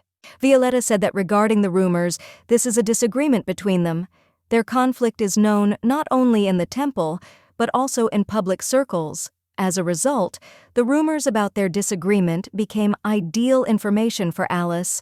The young lady thought that the news of this would reach Madame's ears, and one would make a fuss. But everything turned out okay. She took a new application. Alice knew her secret, so she wouldn't be able to sit idly by if she found out that she was trying to become a priest. In the worst case, she may try to get rid of it. In addition, the temple has its own laws. No one can force a person with divine power to become a priest. It was said that not everyone with divine power can become a priest. All things considered, the young lady simply decided to turn to Prion for help. He looked at her and with a smile thanked her for coming every day. But still, when he learned that she was a duchess and Madame's daughter-in-law, he reacted unusually to the greeting. He had more fame and power than Madame, a man with an outstanding spirit. Unwavering concern for the temple, Prion thanked the Duchess for her help. Sienna pointed to the hut and told the Duke that they needed to go there. A moment later, they came out into the hut. There they saw young people. Sienna looked at the Duke and said that he could take off the ring. The young people saw the veil of magic fall from the Duke. The Duke said with a smile that a long time had passed since their last meeting. Assistant Tashern greeted the Duke and asked how he was feeling here. The commander of the knights, David, burst into tears. He asked the Duke to kill him since he was so weak that he could not protect his master and the knights. The Duke looked at him and told him to stop. David said that he was very glad that the Duke had woken up. Sienna was shocked and wondered if David was the same man who was called a grizzly bear on the battlefield. Tashern said that he was very glad that the Duke woke up and it was simply a miracle. The Duke looked at his friends and said that they needed to sit down and discuss everything. The Duke looked at them and said that he knew they had a lot of work to do right now. He sighed heavily and said that they needed to speed up a little. Tashern looked at the Duke and asked if he really wanted to speed up the schedule. The Duke said that it was so and asked David how many knights had gathered. David said that almost all had gathered. They were waiting for His Excellency to wake up. The Duke smiled softly since he did not expect that they would all be waiting for him, but still he was very pleased. The Duke asked how the investigation into Madame Killian was progressing. Tashern said that it was good since she had done a lot of dirty deeds in her life. In particular, through the Marquise, she flatters the Emperor and constant bribes are recorded for her thanks to this. Her son did not lose his place as a student at the academy. The Duke said that if they collected a lot of evidence against her, it would help bring her down forever. He knew that the fact that she tried to kill him carried a lot of weight and could destroy her. But the problem was that the current emperor of the Pentium Empire was associated with her. Due to the corrupt imperial family, the emperor's power is weakening every day. On the other hand, his reputation was well earned during the war because the skills of the Black Lions were superior to the imperial knights. The current emperor believed that his power was under threat. The first prince, who was the only hope for saving power, now lies in a coma. The second prince is considered a fool, most likely to become the next emperor. The duke made it clear to the emperor that he should not support the second prince, and then he began to distrust him even more. Therefore, when the duke fell asleep, the emperor did not lift a finger, and he put in the place of the duchess, the daughter of the Padre family. The emperor very much wanted the death of the duke, just like Madame Killian. Therefore, he will unconditionally come to her defense, so they must collect as much evidence as possible against Madame. The assistant said that once they have collected the required amount of evidence, they will contact Lady Melton, as there are now plans to conduct an investigation at the Duke's house. The assistant was in shock and did not understand why the Duke wanted to change the plan. He looked at the Duke and asked if he really wanted to tell that he woke up even then, but the Duke in turn did not answer anything. He remembered his wife who wanted serve in the temple. A moment later, the Duke still said that they needed to speed up. Teschern looked at the Duke. I said that since he decided so, then they would support him. The Duke and Sienna were transported using a magic circle. The Duke looked at his sister and said with a smile that her magic skills and rings were incredible. The young lady accepted the praise with a smile and said that it was just a basic level of magic. Claylis looked at Sienna and asked if something had happened to the Duchess lately. Sienna thought for a moment. A moment later, she said that she had heard that she had been working as a volunteer in a temple for the poor for several days. The Duke looked at her in surprise and asked if she was really working as a volunteer. The Duchess looked at the woman and with a smile said that she should eat a lot. The woman in turn thanked her. The young lady was very proud to be a volunteer, but unfortunately, she did not have time to talk with the high priest. She knew it would be much faster to simply become a patient for treatment. The little boys came up to her and the Pope wanted to say something. A moment later, they asked for forgiveness and turned to her. Alice looked at the little boys and asked if they could have some bread. The boy looked at her and asked if they could have some soup, as his brother had an upset stomach and couldn't eat much bread. The young lady smiled and said that she would give them some soup so that they could eat a lot. The boys looked at her with a smile. A moment later, they thanked her. She looked at them and said that the soup was very hot and they needed to be careful with it. The boy took the plate, accidentally dropped it, and got burned. Alice was shocked. She asked someone to heal the boy, but she noticed that everyone was very busy. She looked at the boy and told him to hold out his hands to her. Alice smiled at him and said that everything would be fine and his sister would not harm him. The boys were shocked since they had not seen magic before. They looked at her and asked if she was a priest. She said with a smile that not yet, but maybe someday she would become a priest. She asked to keep it a secret for now. They said with a smile that they would remember everything and not tell anyone. Alice smiled and said that in that case, she would give them more food. The little boy smiled and told his brother that his stomach didn't hurt anymore. His brother said that was very good. The high priest approached her and asked if she had just used divine power. The Duchess was shocked by what someone saw. Turning around, she saw Prion. She wanted to tell him about it later, but it still seems to be fate. Alice said that she knows how to use divine power a little. He smiled and said that God believed he had a good heart and cared for the Duke very much, and he also thanked her for curing the child. The young lady was shocked, as his smile was simply dazzling. She looked at him and said that she needed to talk to him and also asked if he would mind. She looked around because she didn't know where they could talk. He asked her forgiveness and said that he had to take her to the reception room. He said that many people were watching him in the temple, so bad rumors might spread about the Duchess, and only poor people walked along this road, and therefore they could talk calmly. The young lady was surprised and amazed, but she still thanked him with a smile. She looked at him and said that she actually wanted to become a priest, but for this she needed his help. He looked at her and asked if this was really for marriage. Prion said that if she has divine power, she can become a servant of God, even if she is married. The young lady looked at him and said that she knew about it, but her mother-in-law would try to stop her from becoming a priest. He looked at her and asked if it was because of Madame Killian. Alice looked at him and said that, to be honest, her family sold her. It was some kind of deal between Madame and her family, that's why she became a duchess. She said that she still could not become a priest of her own free will since her husband was still sleeping and there was no future for her, but suddenly God blessed her. She looked at him and asked if he could help her become a priest and start a new life. The young lady was waiting for an answer. Prion looked at her and said that he would certainly help her with this.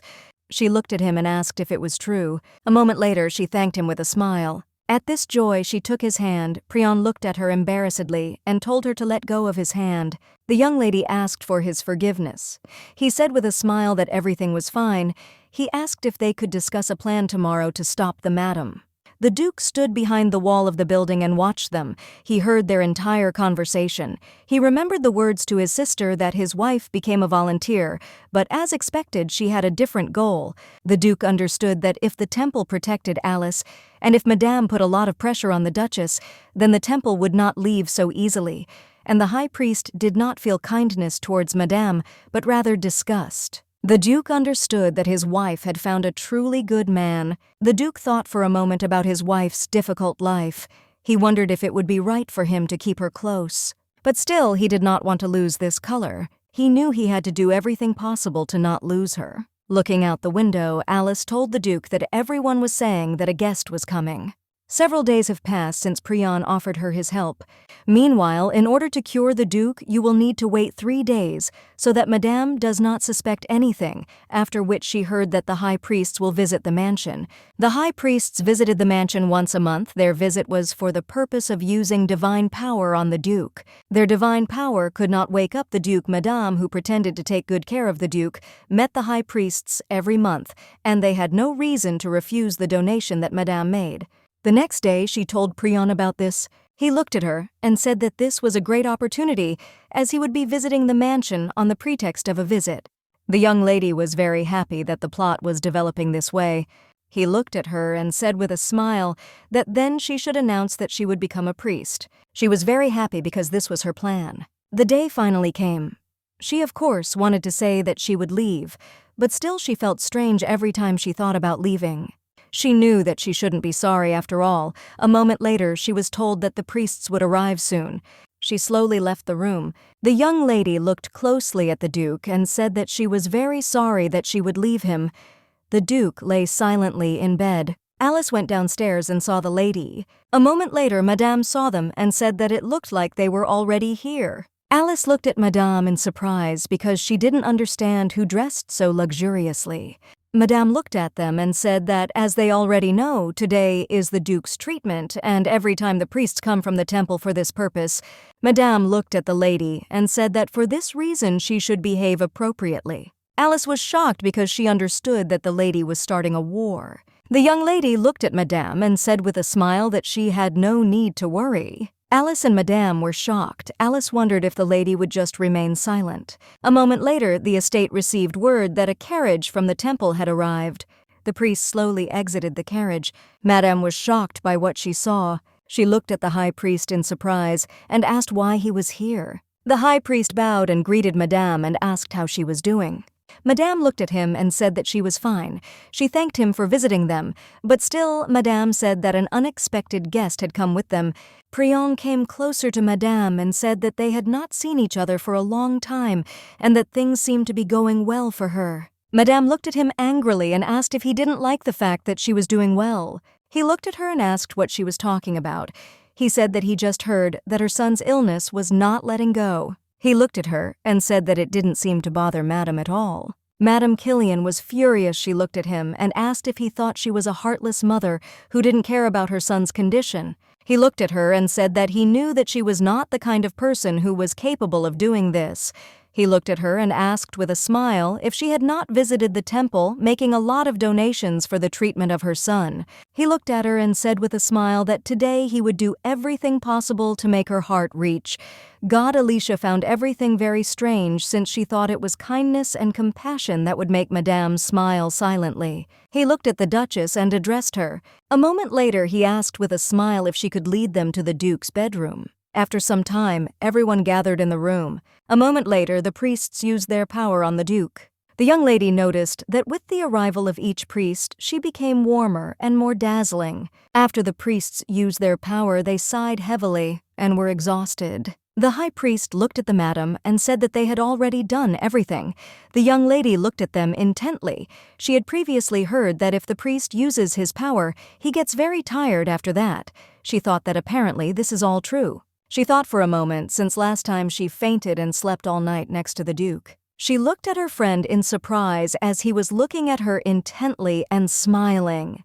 She noticed that everything was fine with him and he was not even tired.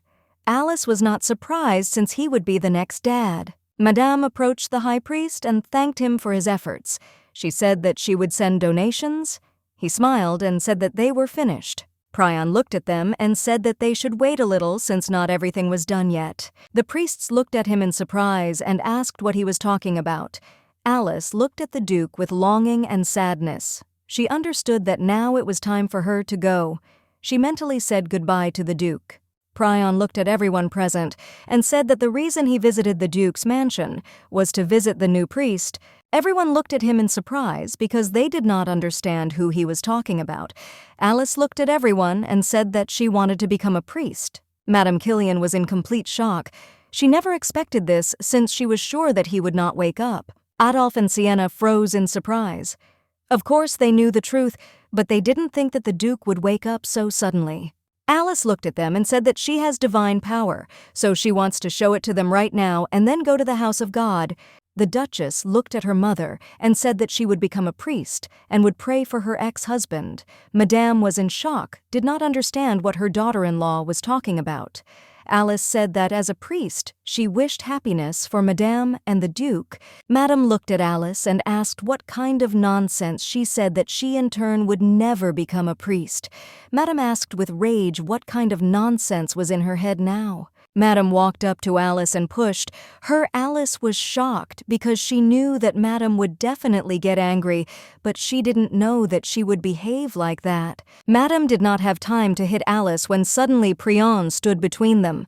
Madame was in shock, as she did not expect this. She looked at the high priest with rage. Alice looked at the high priest in surprise, and Madame in turn furiously shouted at him to step aside. The high priest looked at her furiously and said that he would not step aside because the Duchess had declared that she would become a priest and he could not just stand by. Madame said that she was her daughter-in-law, and this did not concern the high priest. Madame looked at them with rage and asked if they thought that she would so easily allow her to become a priest. Alice understood that if this continued, the high priest would not take responsibility for this. Alice looked at her mother and said that she asked the priest for help. Alice looked at Madame and asked if she didn't say. Before that Alice was not good enough to be a duchess. Alice said that she also thought about it, but the Duchess got better even with her coming, so she wants to become a priest and live her own life praying for the Duke's future. Madame attacked her furiously and said that she really refused to listen to her. But a moment later they heard a voice. They were shocked as the voice came from the bed. Everyone present was shocked as they noticed that the Duke opened his eyes and woke up.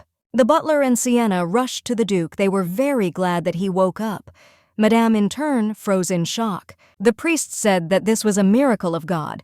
Alice looked at him in surprise. Since he still woke up, she did not believe her eyes. One of the priests said that the Duke must have been touched by the words to the Duchess and opened his eyes. Alice froze in bewilderment. She did not understand what she had to do with it. The Duke looked at the young lady in surprise and asked which Duchess they were talking about. The young lady looked intently into the Duke's eyes. They now looked as they were described in the novel. They resembled the night sky, but still she was very scared. The Duke looked at Alice and asked furiously if she was a duchess. Madame hesitated and did not know how to answer this question. The Duke said furiously that this was very strange since he did not remember getting married. Everyone started whispering because they didn't understand how it happened. Madame came closer to the Duke and softly said that everything was for his sake. Madame Killian came closer to him and said that after he fell asleep, it was very difficult for her and she could not find a place for herself when she took over the management of the estate. She said that she did not have time to take care of him, so she married him so that the Duchess would help her take care of him. Madame said that she could not believe that her son opened his eyes. She said with a smile that the gods had heard her prayer. The Duke looked at her with fury and asked if she had really married him to the woman she herself had bought for him. High Priest Prion came closer to him and asked for forgiveness. He said that his wife would soon become a priest. Madame asked if she didn't say that the Duchess would not be a priest. Another priest looked at Prion and said that he thought now was not the time to discuss such things. The maids whispered and said that the lady was not happy about the awakening of the Duke. One of the priests said that the young lady said that she would become a priest, but since the Duke woke up, then now there is no point in becoming a priest. Alice was in shock. She did not understand how this happened. Got it. The Duke looked at them and told them to come in 15 days. He said that now he is a little confused about what is happening due to the awakening. He said that he will specialize for 15 days, then they will discuss everything and hear what the Duchess really wants. Prion was shocked he wanted to take Alice. Now the High Priest came closer to him and said with a smile that was enough for today. Prion looked at the young lady and asked if she was okay. She, of course, was against it. The Duchess understood that the Duke did not block her path to the temple since her husband had woken up, and if she said that she would remain in the Duchess's place, the High Priest would consider it strange. But still looking at them, she said that she agreed. Some time later, all the close associates remained in the Duke's room. The Duchess was shocked she said everything correctly, but still she did not know what to do in this situation. The Prion looked at her and said that if anything happens, then she must inform him. Without fail, Alice was very glad that the Prion still wanted to help her. The Duke looked at the banana and said that he thought it would be better for her to leave now. The Duke also told Sienna and Adolphe to leave as well. The Duke looked intently at his wife and said that they should talk about all the disagreements that had accumulated during this time. Alice was in shock. She didn't understand what disagreements they would talk about now. From his lips, it sounded as if he wanted to eat her. Alice looked at Madame dumbfounded. She showed with her eyes that she was not to blame. Madame looked at her and said that she was leaving. The lady was shocked. She did not want to be left alone with their Duke. A moment later, she was left alone in the room with the Duke. Alice was shocked by this. Alice understood that the Duke did not know everything, so he perceived her as a person, Madam. In addition, she did not at all expect that he would want to talk to her. She was shocked and very scared because she did not know what to do in this situation. Alice fell to the floor and said that she was not Madame's person and asked him for help. Alice said that Madame told her to kill the Duke, but she did not agree to her order, and there is another witness to her rightness. The doctor. The Duke came closer to her and extended his hand. The young lady froze in bewilderment. He looked at her and said that he knew she was not human, Madam. The Duke told her to get up because the floor was cold and she might catch a cold. Alice was in shock. She stared at the Duke for a while because she couldn't believe everything that was happening. Alice accepted his offer and the Duke helped her up. She looked at him embarrassed since he was very close to her. Duke said that first they should sit down and talk about everything. Duke said that first they should talk about misunderstandings. The young lady looked at him intently. Claylis looked at his wife and said that he did not intend to kill her. Alice was in shock because she could not believe that he was saying this. She looked at her in surprise and asked what he was talking about. Claylis said it was because she saved him with her divine power. The young lady looked at the Duke in surprise and asked if it was thanks to her divine power that he woke up. The Duke said that she could believe it since he had no need to lie to her. Alice understood that he was telling the truth. She said that she first used her power quite a long time ago. She looked at him and asked if he hadn't slept since that day. She knew that a month had already passed since the day she healed his arm. The Duke looked at her and asked if it was important, whether it is. Alice was shocked as she knew it was very important. Alice wondered if he had heard everything she told him. The Duke understood that he should not tell her the whole truth. Claylis looked at her and said that moments of using divine power, he came to his senses for a short time. But in the morning, he woke up completely. The young lady froze, listening intently. She looked at him in surprise and asked if before that he had really pretended not to know anything. The Duke said that it had to be done this way. The Duke said that divine power is enough to save a person, but this is not often the case. The only person who is capable of such a thing is Prion, candidate for the place of the future pope. He looked at her and asked, What would happen if the temple found out about this? He said that the priests would not leave her alone. The young lady was taken aback and thought for a moment. She had previously heard that the inside of the temple had its own strict laws. There would be those who were for and those who were against. She understood that if she suddenly got into a power struggle, she would probably be killed. The Duke looked at his wife and said that he wanted to tell her something. She looked at him in surprise because she wanted to listen carefully. The Duke said that he was asking her not to become a priest, but to stay by his side. Alice was frozen in shock. She looked at him and said that she was against it. She didn't expect the Duke to say something like that. The Duke asked her to stay. He said that he would give her whatever she wanted, money of power. The young lady looked at him and said that this would not buy her. She wondered if he really wanted her to die at the hands of Madame, since she understood that if she stayed, this would certainly come true. The Duke looked at her in surprise as he did not know what else to offer her. A moment later, he asked how about he give her his body. The young lady froze in embarrassment and misunderstanding. She looked at him in surprise and asked if he was crazy. The Duke thought for a moment and said that apparently it didn't work. He looked at her with a smile and said that to be honest, his mind had cleared from sleep. She nevertheless decided to come to her senses since she almost fell for his beautiful face. She looked at him and embarrassedly said that she was very sorry, but she could not stay next to him since Madame would not let her live in peace. He looked at her and told her not to worry about such things as the madam would soon fly out of the mansion. The young lady looked at him and said that then she had no reason to stay. The lady witch would be banished. She looked at him and asked if she hadn't saved him. Alice asked him for help as she wanted to become a priest. The Duke looked at her and said that only through his corpse would she become a priest. The young lady was furious as she wanted to escape from this damned place and he was breaking down like a maiden.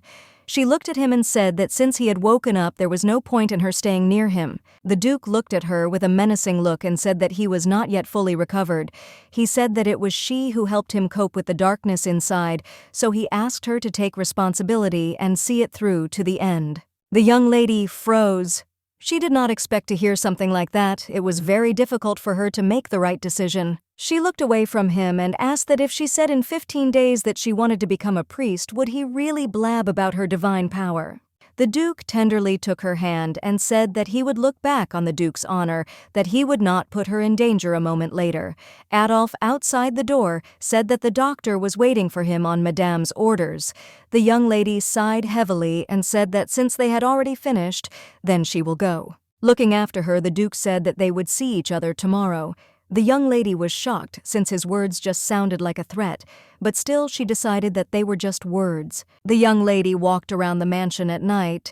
She noticed that no one was there and was very happy. She understood that she couldn't just leave everything like that. In any case, she had to leave the duchy in 15 days. She wanted to find out from the doctor whether the Duke had recovered. Clélis had said earlier that he would like to kick Madame out soon. She understood that if he fell asleep again, she would have to retreat. She remembered that after Maris left, Madame did not make a fuss. She still saw some strangeness in this. Alice looked at the door in surprise as it was wide open and wondered why that was. Entering the room, she saw a complete mess. Things were all scattered. She looked into the distance in surprise and saw the doctor sitting on the floor surrounded by scattered things. Alice looked at the doctor in shock and asked what happened to him. Helkin in turn looked at her intently but did not answer. Alice looked at the doctor in surprise and asked if her mother-in-law really tried. The doctor smiled and said that fortunately he did not die. Alice realized that Madame did not seem to recognize her plan and that she did not intend to poison the Duke. She looked at the doctor and thought that perhaps he was not such a bad guy. She looked at him and said that she would like to know about the Duke's condition. Alice looked at the doctor and asked if the Duke was completely recovered. The doctor, puzzled, said that the Duke needed some time to recover. Soon he would feel better. The doctor said that he would not fall asleep again. The doctor was shocked because every time he spoke, his life hung by a thread. The young lady knew that his words sounded very cool, but she still wondered if this meant that the Duke would not let her leave in 15 days. They stood for some time looking at each other in complete silence. The doctor looked at her and asked for forgiveness. He said that he was very tired and also asked if she had any other questions. Alice looked at him puzzled and said that she had no more questions, but she also said that if he wants to survive, then you need to stop your mother-in-law, and the only way is to tell the Duke about everything. She looked at him and told him to leave the dukedom to move on with his life. She said that she was sincere considering that they worked together. The doctor looked at her in surprise and bewilderment. A moment later, he thanked her for her advice, and she looked at him and told him to rest well. After talking with the young Duchess, he couldn't even say whether it was good or bad, but a moment later he looked at his watch and remembered that he needed to hurry to the Duke. Sienna looked at the Duke in surprise and asked if the Duchess really saved him thanks to her prayer. Claylis said it was, and he definitely heard her voice when he woke up. He understood that it was best to keep everything a secret so that Alice's feminine power was strong and could save a person from death. He looked at his sister and said that the one who saved his life was the Duchess. The young lady thought for a moment and said that this simply could not be true. She assumed that she had simply underestimated the Duchess. She said that she thought that the Duchess was just a stupid bunny. The Duke sighed heavily and said that the Duchess played the role of the stupid one quite well. Sienna looked at the Duke in surprise and asked if this meant that the Duchess had nothing to do with Madame. Claylis said that everything was true, and she did not obey Madame's orders from the very beginning and acted on her own. He looked at his sister and asked what happened, as she looked at him very surprised. The Duke said that he would take care of the rest himself, and she needed as before not to attach importance when communicating with the Duchess. She looked at him in surprise because she wondered if he was really offering as before to score on her. She had a lot of questions, but still she agreed with him. Adolphe looked at the Duke and asked if he would return to his duties. Claylis said that if he returned immediately, he would not be able to plead illness. He said that to begin work as soon as he returned his people first, he needed to visit the Imperial Palace. The Duke looked at the butler and asked if he had conveyed his words to Madame. The butler said that he had done everything, and the priests would arrive in 15 days. The butler said that he advised Madame to be careful and not spread ridiculous rumors about the Duchess. The Duke thought about everything for a moment. The butler looked at him and asked, "What about the maid who serves the lady?" The Duke thought about it and remembered that maid who wildly infuriated the Duchess, and instead of complaining, she silently tolerated her. The Duke told the butler to find a new maid. The Duchess needs him. He will help her. The butler looked at him and said with a smile that he would do everything. The Duke looked at his sister and said that it was already late and she needed to go to bed. The young lady in turn agreed and left him. For some time the Duke looked intently at the doctor and said with rage that he was late. Helkin was dumbfounded and said that the conversation with the young Duchess had dragged on for a long time. The Duke asked in surprise what they were talking about. The doctor said with a smile that the Duchess took care of him and gave him one piece of advice. Thinking about this, he couldn't believe that anyone was worried about him. The Duke looked closely at the doctor and saw a completely different look. The Duke looked at the doctor and said furiously that he and his Duchess seemed to be very close. The doctor looked at the Duke in surprise as he saw that the Duke was burning with rage. The doctor realized that he needed to quickly get out of this situation and said that she was asking about the Duke's health. The doctor said that if you think like that, the Duchess was very worried about him, so she asked about His Excellency's condition. The Duke sighed heavily since he did not understand everything correctly. He looked at the doctor and asked why he didn't say anything right away. The Duke said that in a week he was going to the Imperial Palace. He told the doctor to prepare everything about the sleeping poison. The doctor thought for a moment. The first prince who fell asleep from the poison was the first prince. The whole empire knew the fact that the prince drank poison and could not wake up for several years. The Duke looked at the doctor and said that Madame would try to kill him again. Claylis told the doctor that he intended to use him in his plan for protection. The Duke told the doctor to pretend to follow all her orders and write down her words on this magical artifact. And when the right day comes, the doctor needs to return it to the Duke. The doctor understood that if he removed the poison that the first prince drank and provided this evidence, then the Duke would save his life. Helkin said that he would certainly do everything. The Duchess went out onto the terrace and sighed heavily. The young lady was furious. She shouted to God that if she met him, he would not live. The maid at the door asked if the lady was awake. Alice told the maid that she could come in there. The maid said with a smile that this was their first meeting, and her name was Eileen. and from today on she would be her personal maid. Eileen said that the butler ordered her to take good care of her mistress. Alice was a little surprised because the maid did everything very carefully. Alice was very happy because the maid was a very good girl, and the god heard her prayer. Alice looked at the maid and asked if Mother wouldn't come down for breakfast. Eileen said that Madam had breakfast in the room. Alice was very happy. She said that in that case they should go to the dining room. Sometime later they walked leisurely to the dining room. A moment later, Alice bumped into Lady Sienna. Sienna in turn greeted the Duchess with a smile.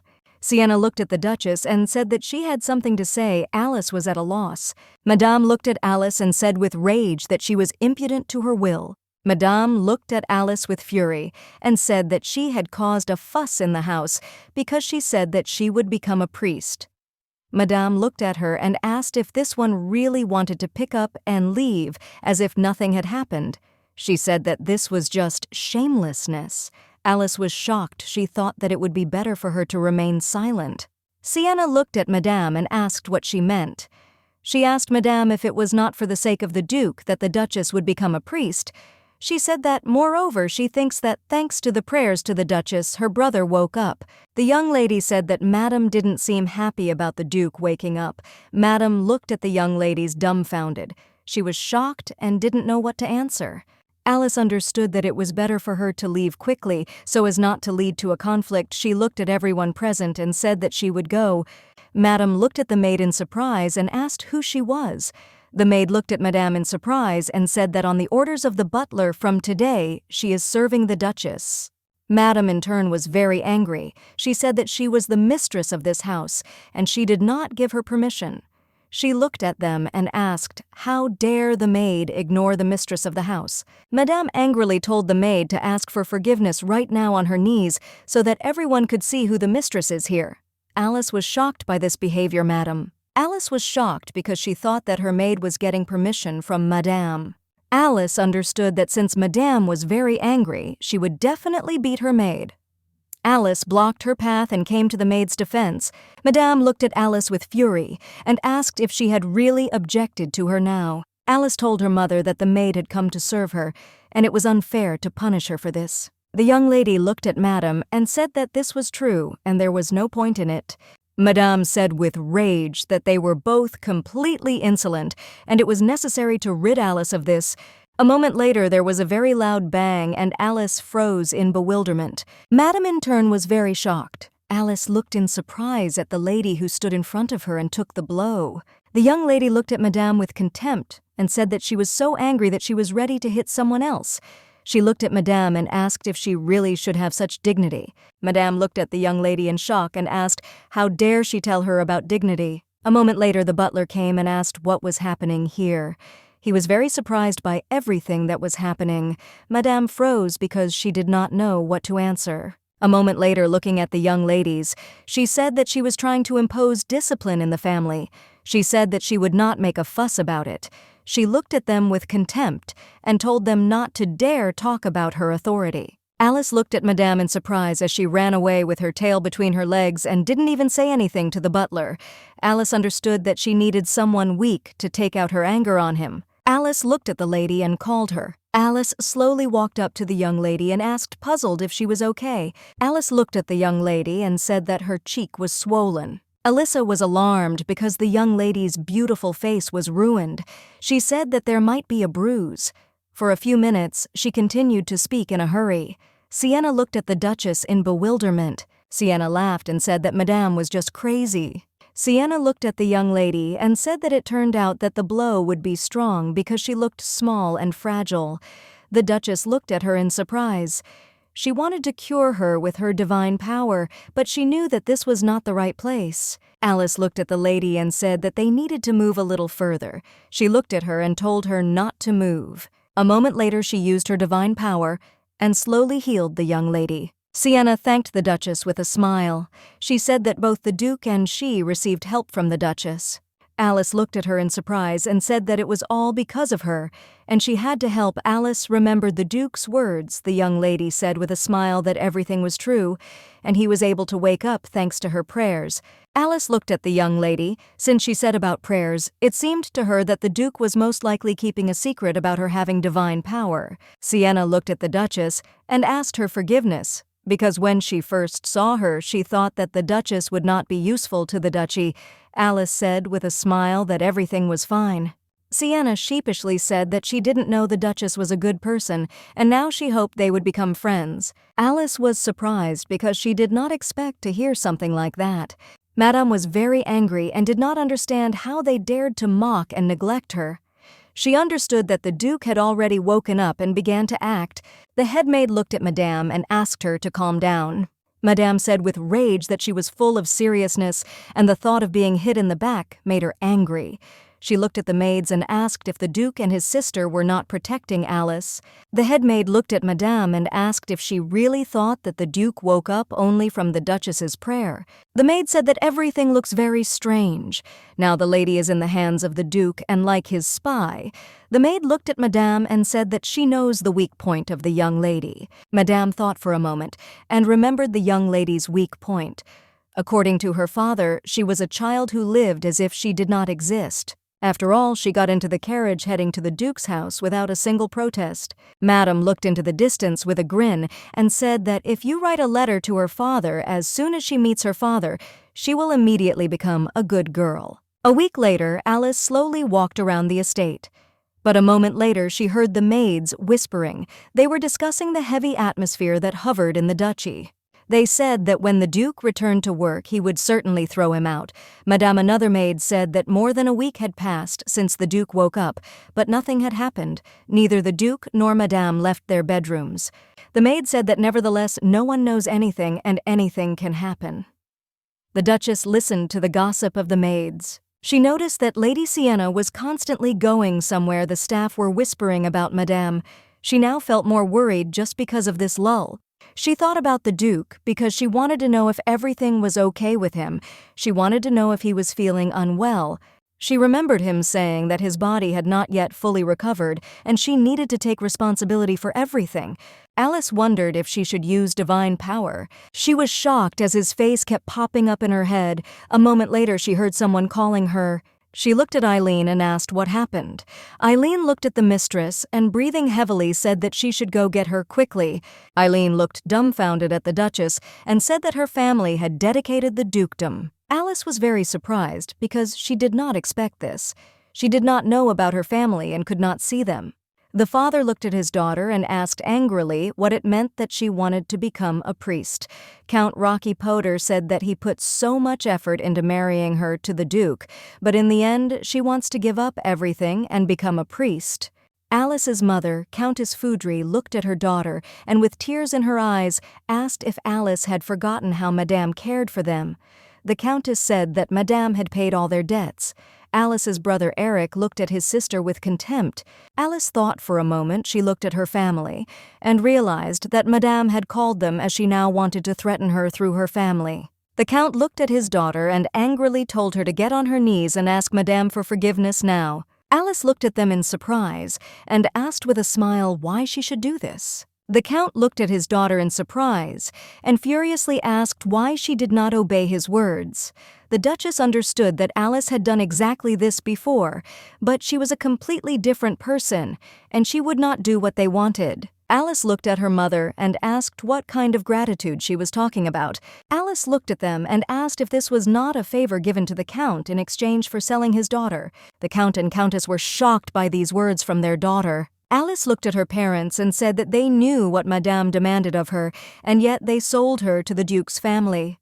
The Count came closer to his daughter and told her to speak more quietly because she knows what will happen to them. If the Duke hears, they will die, and she too. Alice looked away and said that she knows this, and it would be better to find a way to live peacefully. She told her father that he screams louder than her. The Count came closer to her and took her hand and said that the only thing to do was to follow Madame's orders to the end. He looked at her and asked if she should abandon her family. She pushed him away and said that she didn't do this step and mother and father, and now that the Duke has woken up, she is not going to follow Maiden's orders. She looked at her parents and said that for this reason, stop making noise and they should just go home. The Count and Countess were shocked by their daughter's words. She looked at them and said with a smile that she would end it and leave them first, and she hoped that they would never meet again. The young lady slowly walked towards the exit. A moment later, her brother walked up to her and grabbed her by the shoulder.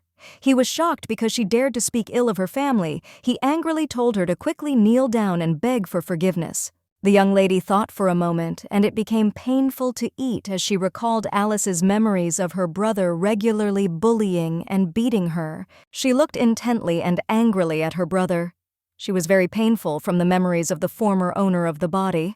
Her brother looked at her with a grin and contempt. He said that now he thinks she has come to her senses. If she doesn't want bad consequences, then she needs to listen to what they tell her. She looked at her brother with fury and said that she immediately took it and ran. The heels are already sparkling. The young man froze in bewilderment. He did not expect her to say something like that. She looked at them and said with a smile that they shouldn't have taken the money for nothing. Without understanding the topic, she looked at them and asked with a smile, "How about finding another way to make money?" Her brother was surprised he looked at her, asked what she was talking about. Alice said that she thought he was the best son. The young man was furious and shouted at his sister. He did not understand how she dared to order him. She looked at him and said angrily that her name was Alice Deeroth, and he should remember that already. Her brother was furious, and in anger he waved and angrily asked how she dared to shout at him. But suddenly, unexpectedly for everyone, a loud sound was heard. Her brother froze in bewilderment and with his hand raised. The Count and Countess were dumbfounded with shock. Turning around, they saw the Duke, who was slowly walking towards them. The Duke looked at them and said that he would turn out to be on time. Alice was in shock. I didn't understand where he came from here. The Duke looked intently at everyone present. He approached his wife and said with a smile that she seemed to like to get involved in unpleasant situations. He looked at her family and said angrily that he thought his wife was surrounded entirely by rubbish. The Duke approached her brother and asked if he really wanted to raise his hand against the Duchess. The Duke angrily asked how dare a non-entity without a title try to hit the Duke's wife. The young man was trembling with fear. He even fell because he was very afraid for his life. He could not utter a word. Alice knew that it was for the best, but she also knew that she needed to calm down. She looked at the Duke and asked what brought him here.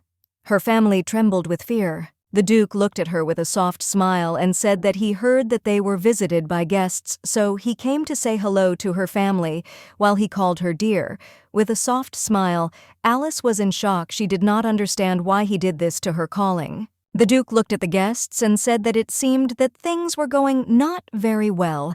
He asked his wife if she needed help. The Count trembled with fear and called for his daughter. The Duchess knew that this was an unscrupulous family that had sold their daughter and had not changed a bit. She wondered if it was possible to at least a little revenge for Alice, who suffered so much when she left. She left only an empty body. Alice looked at her family and told the Duke to kick them out and don't even dare to go near the mansion. The Duke supported his wife with a smile. The Duke looked at them with rage and ordered the servants to throw them out of the estate. The Count was shocked. He looked at his daughter and said that she could not do this to them. Alice looked at the Duke and thanked him for his help. She said that she did not want this, but since the Duke offered his help, she could not refuse. She said that she did not owe him anything. She understood that he could take advantage of it and will ask her to stay in the duchy. The Duke looked at her with a smile and told her not to worry since he would not ask for anything in return. He looked at her and asked if she really didn't need anything. The young lady looked at him confusedly and said that she didn't need anything, and also thanked him for his concern. He looked at her and said with a smile that he was very sorry, but she could think well since she had a lot of time and she could decide what she needed, while he looked at her with an insidious smile and called her dear. The young lady was shocked. She looked at him and asked what was the matter and how long would he call her that. The Duke looked at her and said that earlier she had shouted that her name was Alice Dearoth, and as a husband he was obliged to call her dear. The young lady was embarrassed. She said that they were not a real couple, and that was too much. He looked at her and said with a smile that in that case he would simply call her Alice. The young lady looked at him in surprise as she realized that he was bolder than she had imagined. He looked at her and asked if she would be okay with him just throwing her out with her family. He asked if maybe he should deal with the Count. The young lady was shocked. She looked at him and said that this was enough. The Duke agreed with her. The young lady smiled and said that in that case she would go and rest. The Duke took her hand and kissed it tenderly. He looked intently at his wife. The young lady looked at her husband in confusion. She did not expect him to do something like that. A moment later, he said with a smile that she should take care of herself. Alice looked at him in surprise and dumbfounded, and in a trembling voice said that he should also take care of himself. She slowly ran away from him. The Duke looked intently after his wife. A moment later, the butler approached him and told him that he had carried out his orders. The butler looked at the Duke in surprise and called him. He, in turn, looked intently at the hand and did not answer anything. He noticed that Alice's warmth was still on his fingertips. He knew that she was simply pretending that she didn't care, but still she was willing to do it dear. The Duke looked at the butler and told him to tell the chef to prepare a wonderful dinner for the Duchess, including her favorite desserts, and also find out what order of knighthood her family belonged to. The Duke he wanted to relieve her of this burden. The butler looked at the Duke in surprise and asked if he could ask him a few questions. The butler looked at the Duke and asked if he accidentally had loving feelings for the lady. The Duke froze for a moment at such a question. The butler looked at the gentleman and said that judging by the way he treated the lady, he seemed to have some feelings for her. The Duke looked at the butler in surprise and asked if he really wanted to say that he had fallen in love with the Duchess. The Duke asked if he is the one who will experience similar feelings. He knew his mother's life was ruined because of love. His father ruined the lives of everyone who fell in love with him. There were even those who were ready to risk their lives for the sake of this love. He knew that such a merciful and honorable feeling was terrible, so the Duke made a promise to himself that he would never love anyone. He could not believe that he could fall in love. He looked at the butler and told her with a smile that Alice was just his savior, and there would be nothing wrong if he was kind to her since she saved his life. The butler asked for forgiveness from him because he said too much. The Duke was in shock and did not understand why part of his heart was beating so anxiously. He felt as if this feeling was for someone special, and it was his first time. He knew that, to be more precise, it was more likely the feeling that he would lose his consort's divine powers. At noon the next day, Madame learned that the Duke had gone to see the Emperor. She was furious. The maid looked at Madame and said that he had gone to the Imperial palace before Madame woke up. Madame furiously threw everything she saw.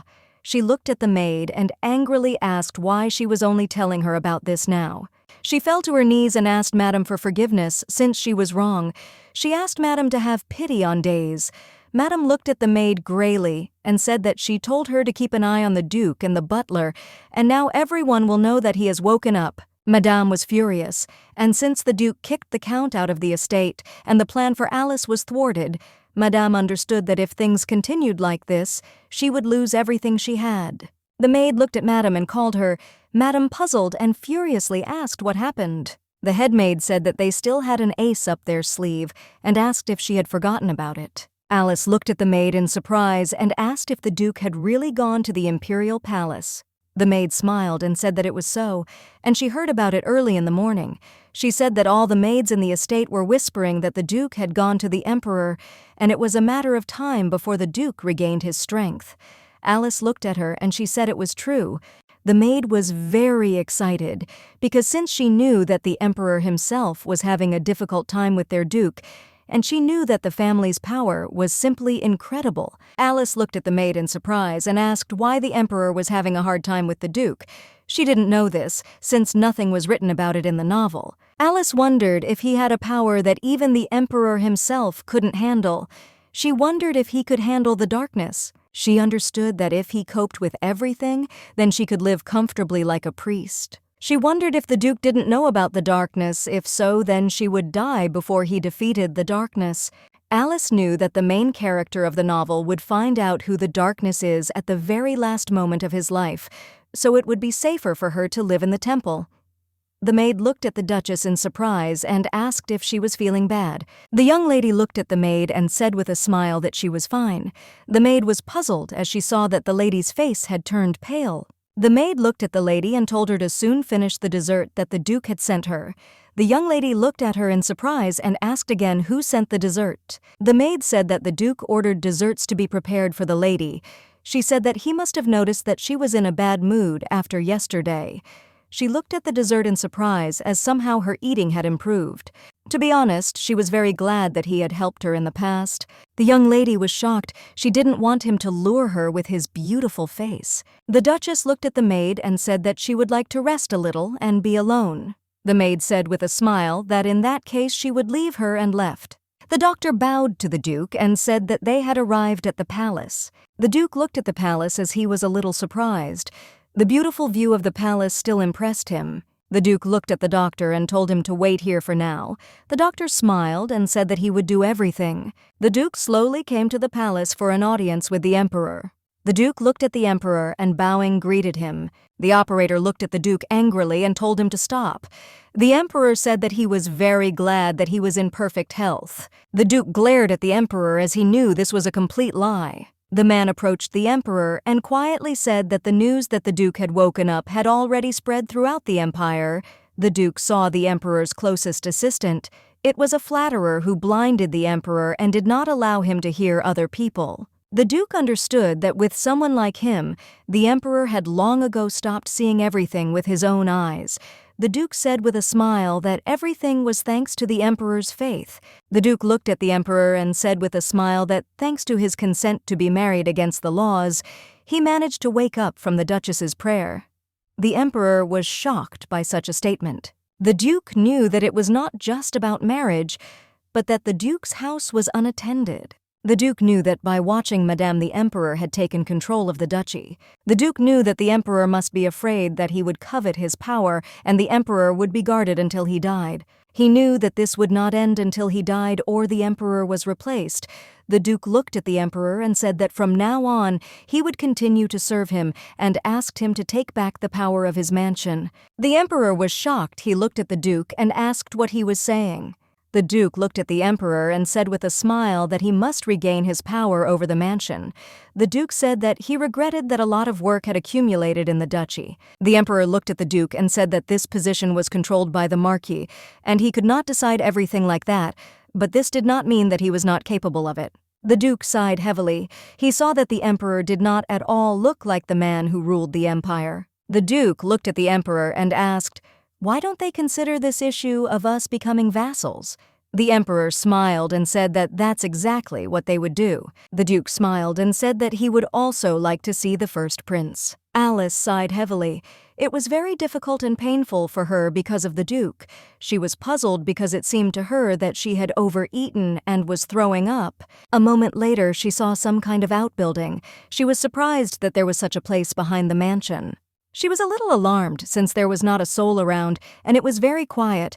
Alice understood that she still shouldn't go into such a place, but suddenly she heard some extraneous noise. Looking back, she saw that someone was coming here. Alice looked into the distance in surprise as she saw the maid and realized that it seemed that Maris was wandering away from Madame. Alice knew that if they met, the maid would probably grab her hair. Alice decided to hide anyway. Alice realized that the best option for quickly hiding was the annex near which she stood. Alice in turn sat quietly in the annex and watched the maid. She saw that a man had approached the maids. Alice saw that the mistress was not there, and now it would be difficult for her to sneak past them in secret. She looked at the man in surprise as she wondered who this other person was. Maris said that this was a very important task and he couldn't just fail. Alice noticed that the maid was very nervous. Thomas looked at her and said that if it was so important, then they should go into the annex so that no one would see them. Alice became very nervous because they were going to come to the annex where she was. Maris looked at him and said that the previous duchess died there. She looked at him and asked if he knew how scared she was when she stayed there with her mistress. Maris said the maids say it's haunted and she won't even set foot there. Alice turned around in surprise and looked around the room. She was a little surprised because she heard the maid talking about the previous maid.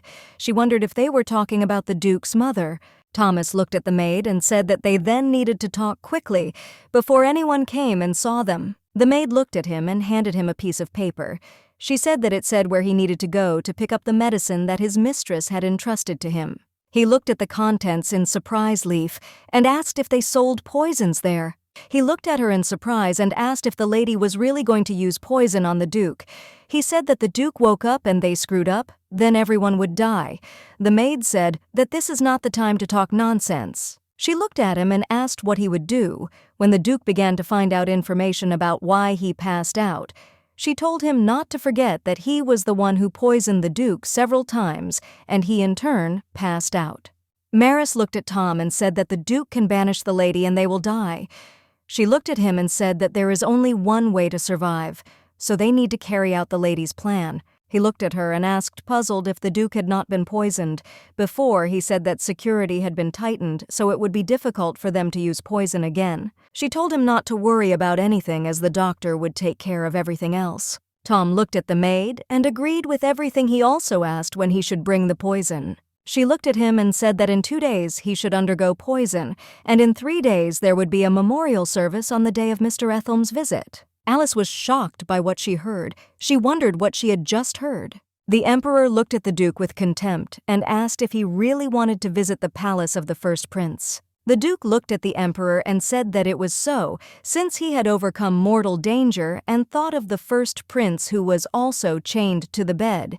He said that it was a miracle that he woke up, so he would like to see His Highness and share positive energy with him. The Emperor looked angrily at the Duke and said that since he was asking so he could not refuse.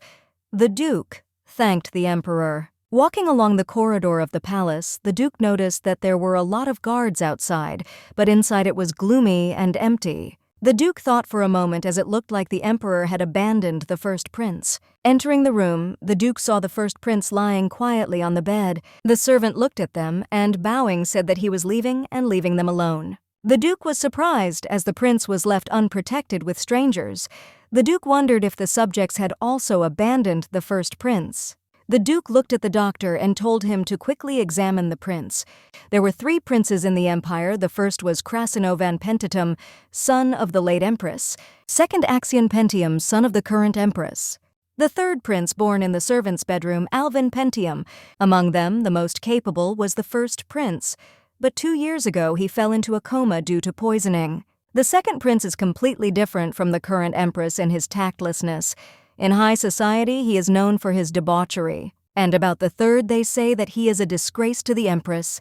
His face is not even recognizable. The Duke understood that the first prince was needed to begin the struggle for power, or rather, now that there was no worthy heir. The Duke looked at the prince and asked the doctor what he could say about his condition. The doctor said that it seemed that His Highness had lost consciousness due to the neurotoxin of the roropo plant which grows in the royal desert of the western continent. The doctor said that when a person eats it, he goes into coma and he begins to hallucinate. The Duke looked at the doctor in surprise as he was able to immediately identify the poison which not only the royal doctors, but also any other doctors of the empire could not identify. The Duke believed that he still did not lie when he said that he was very well versed in poisons. The Duke looked at the doctor and thought that he was very useful. The doctor, in turn, was very frightened and did not understand why the Duke was looking at him so intently. He was scared to death. Helkin looked at the Duke and said that it was true, and he swears that he is not lying. Clylus looked at the doctor in surprise and said that he did not say anything, and he also asked if the doctor could save the prince. The doctor looked at the prince and said that it has been a long time since the prince took the poison, so his organs are already badly damaged. The antidote can only be obtained in the royal desert, and it takes a long time to make it, and during this time his condition may deteriorate greatly. The doctor looked puzzled at the prince and said that if he tried, there was a high probability that he would not wake up. The Duke sighed heavily and said that it seemed that in this way he had little chance of recovery. The Duke understood that it would be very difficult. He understood that the same miracle would not happen to the prince as it happened to him, Clylus. He realized that using divine power was too dangerous for Alice's well-being. The next day, the young lady woke up and was very uneasy. She could not sleep because she was very worried about what had happened. The Duke and lady returned late, so she could not see them.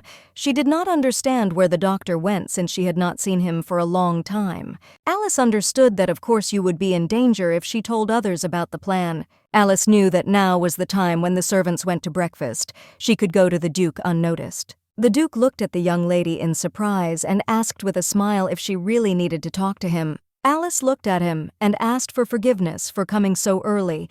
The Duke smiled and said that there was nothing wrong with it, and he was always ready to receive her.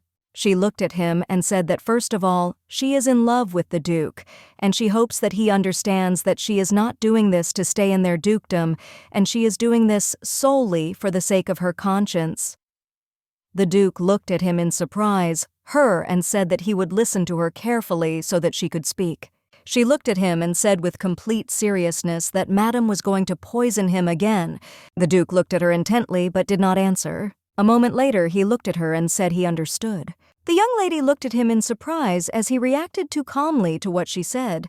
Alice was surprised as she did not expect such a reaction. The Duchess saw that he reacted very calmly to her words.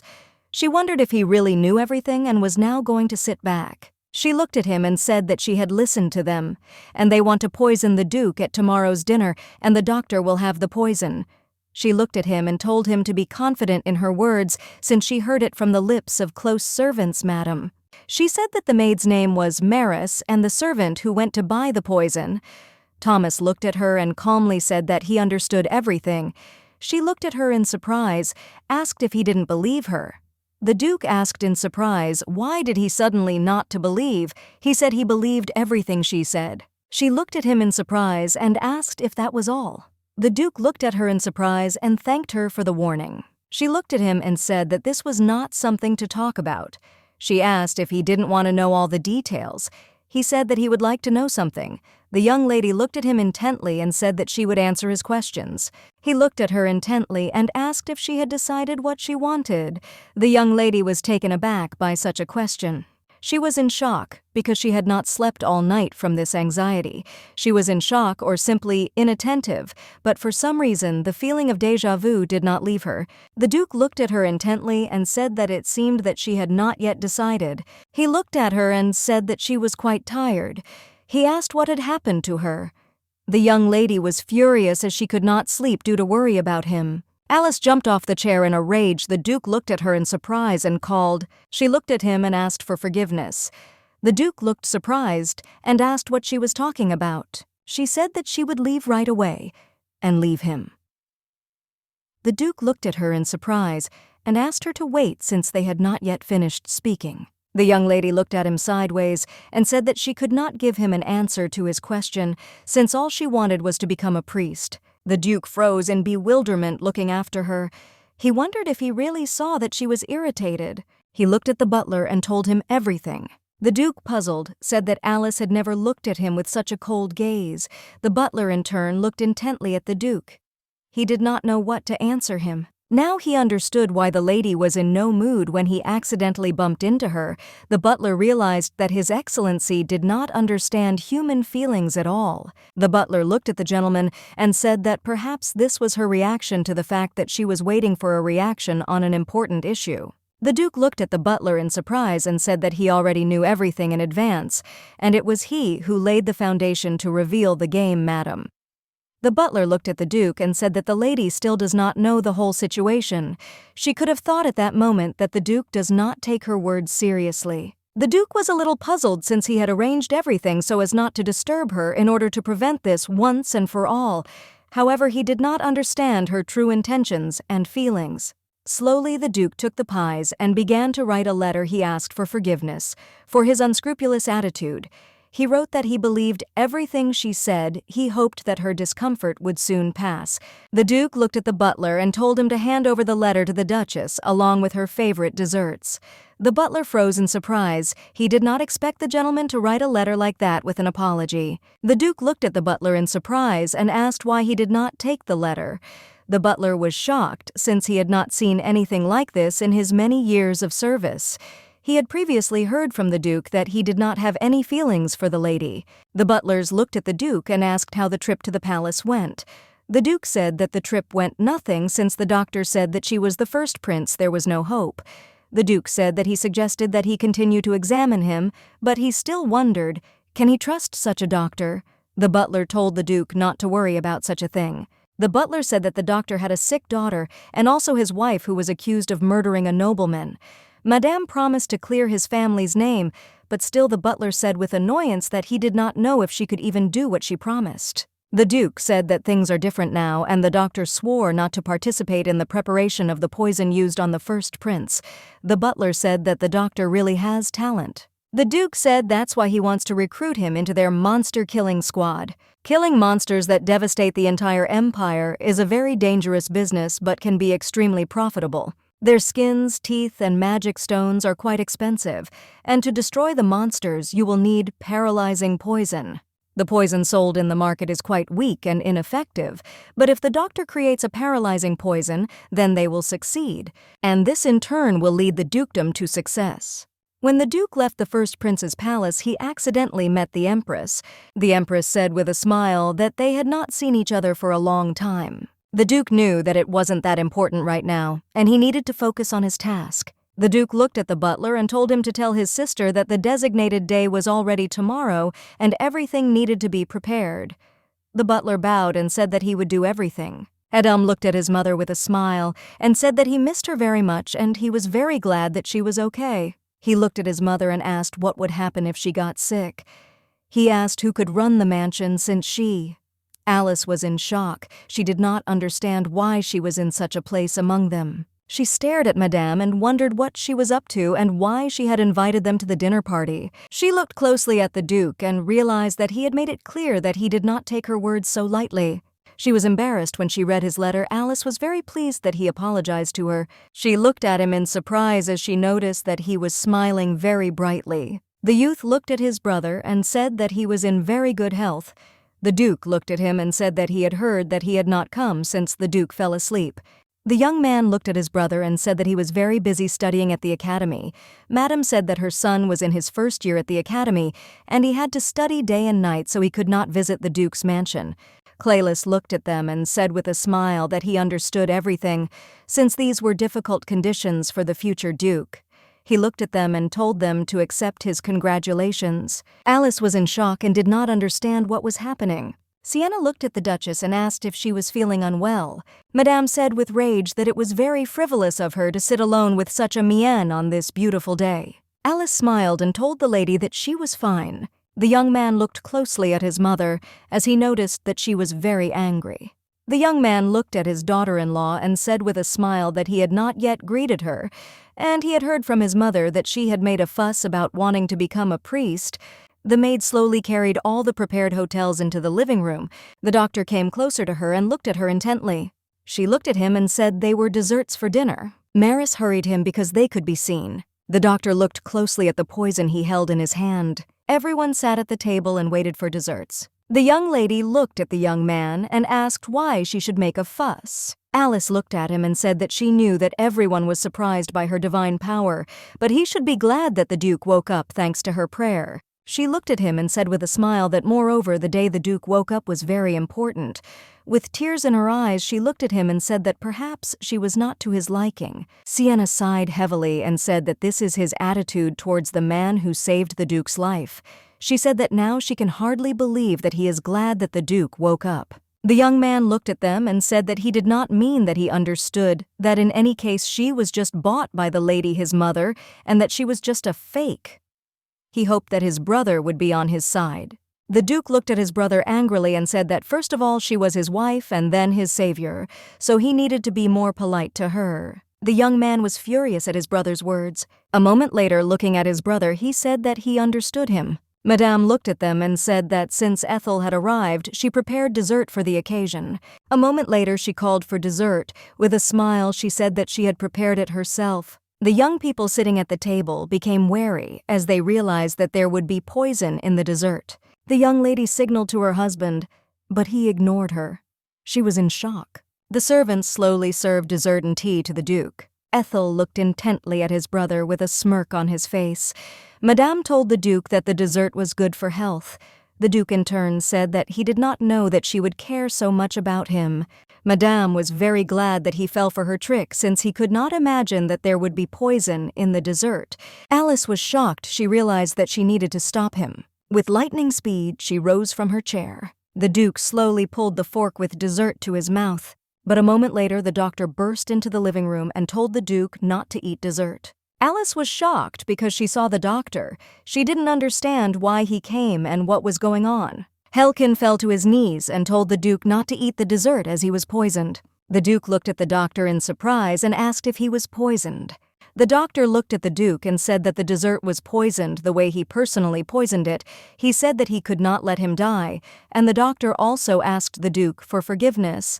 Madame said with rage that she had never met such a dangerous person who would add poison. Madame looked at the servants and told them to come over. The servants in turn whispered to each other because they did not know what was going on. The Duke looked at everyone present in surprise and asked if everything the doctor said was true.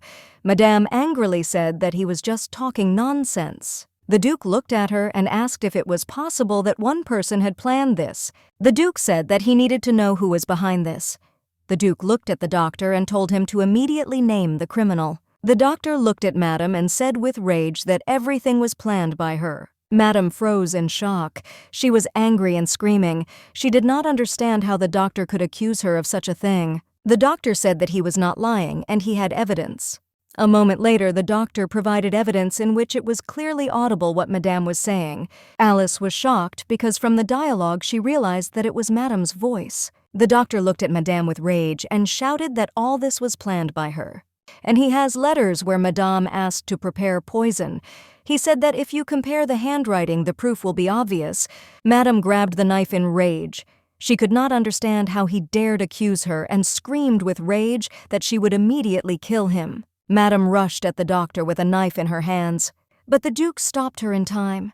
He took the knife and pushed her. Madame fell to the ground with a roar. The Duke looked at Madame and said that his body had not yet fully recovered, so he could not control his strength. The Duke came closer to Madame, who in turn looked at him furiously. The Duke looked at her with contempt and asked why she had acted so stupidly. She looked at him in surprise and dumbfounded and asked if he really knew everything from the very beginning. He looked at her and said that if she had not done this stupid thing, he would have forgiven her. But the lesson did not benefit her, all for the sake of her son and power. The young man ran to his mother and called her. The Duke looked at his knights and called to them. David looked at the Duke and said that he was listening to him carefully. Everyone present was shocked as they could not believe that the knights had returned. Alice looked in surprise at the leader of the knight squad. The Duke looked at them and said that they wanted to poison him, and he himself would personally interrogate them, but for now they needed to be thrown into prison.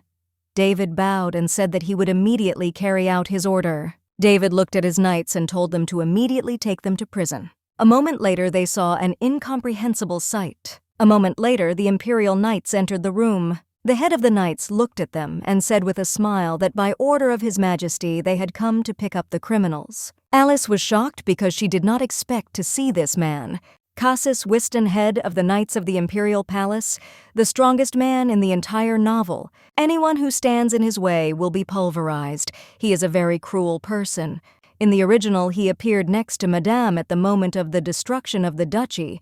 The Duke looked at him in surprise and asked what he was talking about. The head of the knights said that this was the order of His Majesty the Emperor, and they needed to arrest Madame and Master. David was shocked. He could not understand how this was possible. He said that these two wanted to poison His Excellency. The Duke looked at his knight and told him to calm down. He also looked at the Imperial knight and asked what the criminals were accused of. The head of the knights said that they were accused of forging documents for admission to the academy, bribery, and fraud. Since the honor of the academy was at stake, the Emperor ordered a thorough investigation. He looked at the Duke and said that therefore the Duke's family had no right to decide the fate of these two while the investigation was underway. Also, His Majesty issued a decree that he could not protect these two. The Duke looked at him and asked if this meant that these two would fall under their supervision. He said that it was very scary that the case of bribery and fraud had only now come to light. The knight looked at the Duke and said that he was simply following the orders of the Emperor. The Duke looked at the knight in surprise and said that he did not know that the Emperor was so interested in what was happening at the academy. The head of the knights looked at Alice in surprise. He looked at her intently for some time. Looking at her with a grin, he said that it looked like he had met the Duchess from rumors. The young lady looking at him was trembling with fear. She was in shock and wondered if he really knew her. He was the one she didn't want to meet. The Duke looked at him and said that he did not know that there were rumors about his wife. The head of the knights said that, since the wedding of the most famous Duke took place in such a hurry, many people are whispering about this topic and discussing future duchesses. The Duke looked at him and said that he was surprised that he was interested in such gossip. The knight said that he was not that interested, just curious. He apologized if he offended him with his words. The Duke looked at him and said that tomorrow he would certainly meet with the Emperor himself and discuss everything with him personally. The knight agreed with him and said that in that case they would leave. The Duke looked at his wife and asked if she was okay, as he noticed that she had turned pale. Alice was in shock since Cassis said that he was not interested, but he was very curious about her. The Duke thought that the Emperor was Mr. Hasisa, but there was someone pulling the strings. She didn't know whether to tell her about it. She knew the plot from the book, but he wouldn't listen to her. She understood that he could accuse her of madness. He was confused by her, but she did not answer, looking at everyone present. He said that nothing was helping and that she needed to call a doctor. She looked at him and said that she was fine. She was just a little surprised. Tashern burst into the room and called the Duke. Alice looked closely at the young guest who came. She knew that this was the Duke's assistant, and he was a very capable fellow and knew that although he was a commoner, he was a key character who would help Lady Sienna in the future. She was surprised that the Duke has already found everyone. She knew that there were 2 days left before the meeting with the priest. She knew that he had gained great power, but still wondered if this meant that he would let her go. Alice looked at the Duke and said that she would come to her senses. Since she would just rest and they could discuss everything for now, the Duke said that if she felt unwell, she should definitely inform the butler about it. The young lady slowly returned to her chambers. The Duke thought for a moment as his wife said that she was simply surprised, but it was like fright, and he did not know why she was so frightened. The young man looked at the Duke and called him. He said that he learned that the Imperial Knights also visited the Marquis, who was taking bribes from the Madam. He said that the Emperor already knew that they had started the course of the game and therefore made the first move. Tashern said that if everything is left like this, the Emperor will not begin an investigation and the court will impose a light punishment on Madame. The Duke said that since this was an order from the Emperor himself, their hands were tied. He wondered if it might be worth using tomorrow's trip to the Emperor.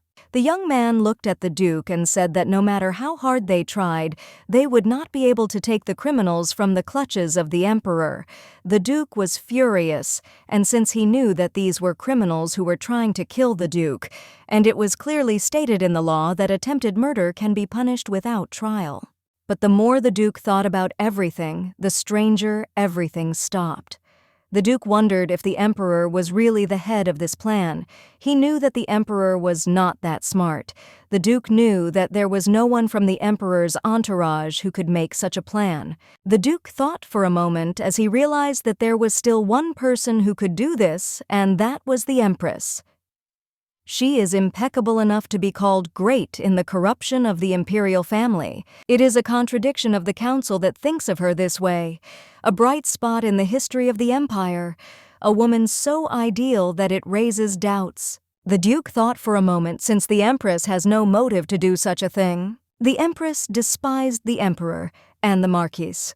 Moreover, she never dealt with political issues or dealt with the corruption of the empire. He thought about it and remembered that not long ago he ran into her at the palace of the first prince.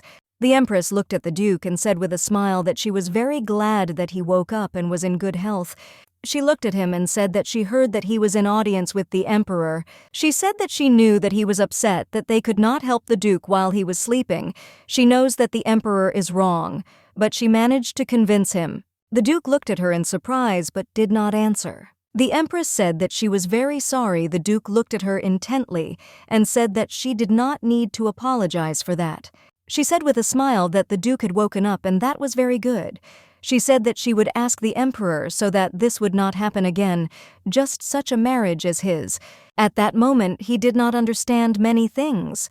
Firstly, the mentioned marriage, he wondered what it was and what was the meaning of it. The young man looked at the Duke and asked what he was thinking about. The Duke understood that for now they had no evidence and they could only wait. The Duke looked at him and said that he had not thought about anything important, and tomorrow they needed to go to the Emperor at dawn, since they needed to resolve this issue as soon as possible. The Duke rode in the carriage and thought about everything that had happened. He knew that with so much evidence, even emperors would have betrayed the criminals. He was very puzzled since the emperor had become interested in his wife, and the Empress also asked him for forgiveness and said that the accidental marriage would not happen again.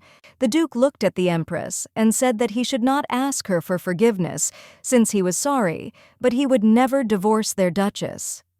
The Empress looked at him in surprise and with a smile said that he was amazing, since she believed that he would immediately will ask for a divorce. Contrary to the rumors, the Duchess seems to be a good person. The Empress said with a smile that she would like to meet the Duchess. The Duke was surprised, since the Empress was the one who was not interested in the rumors. She showed interest in Alice. He understood that after meeting the Emperor, it was worth meeting with Empress. The butler looked at the young lady and asked if she really wanted to go to the temple. Alice said she was very worried and would like to pray a little. Of course, she knew that was a lie. She wanted to ask Prion for forgiveness today, to take steps to register her as a priest, and when the Duke arrived, she already wanted to be a priest. She knew that even if it looked like cowardice, there was nothing she could do about it, even considering that she had saved him from sleep. She was worried that Cassus appeared before the start of the original story. She understood that all the characters in the original were going together because she changed the plot. Of course she did her job, but still she made global adjustments to the plot of the novel. But still she was very worried, and worried that the Duke had not fully recovered. But still Alice knew that even if she became a priest, she could use divine power and help him. She understood that now was the time to make her legs until the Duke is not there. The maid came to the Duchess and called her Alice, looked at her in surprise and asked what happened. The maid said that a guest had arrived from the Imperial palace. Alice slowly walked to greet the guest who arrived at their estate. The Countess greeted the Duchess with a smile. She said that she was the senior maid of the Empress's palace. Alice was very surprised and wary, but still she greeted the head maid. The maid said with a smile that Her Majesty the Empress wishes to meet the Duchess. The young lady was shocked. She did not expect that the Empress herself would want to meet her. The maid said that the Empress sent her to fetch the Duchess. The maid said with a smile that the Empress was waiting for her. Alice was very strong wary, but still she understood that this was the order of Her Majesty the Empress, but she could not understand what was hidden behind these words of the young lady. The Empress greeted the Duchess with a smile and said that she was very glad to meet her. The Duchess smiled and thanked the Empress for the invitation. She is truly a woman of graceful beauty who is called a bright lily. Despite any obstacles, she does not lose her charm.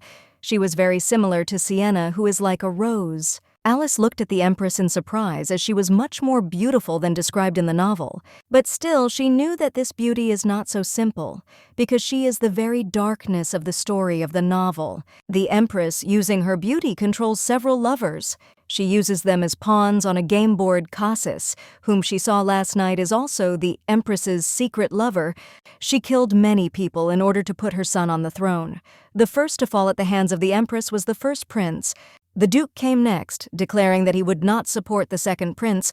After this, everyone who supported the third prince was erased into dust, and Melton's comrades were killed. But everything was not for the sake of his son. The true goal of everything was to put his son on the throne and rule the empire herself. The young lady understood that if she did something wrong, she would definitely lose her head.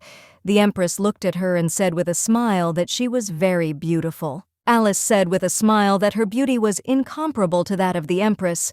The Empress looked at her and said that she was a very sweet and kind lady, as she even saved the life of the Duke. Alice was shocked because she realized that the rumors had reached the Empress.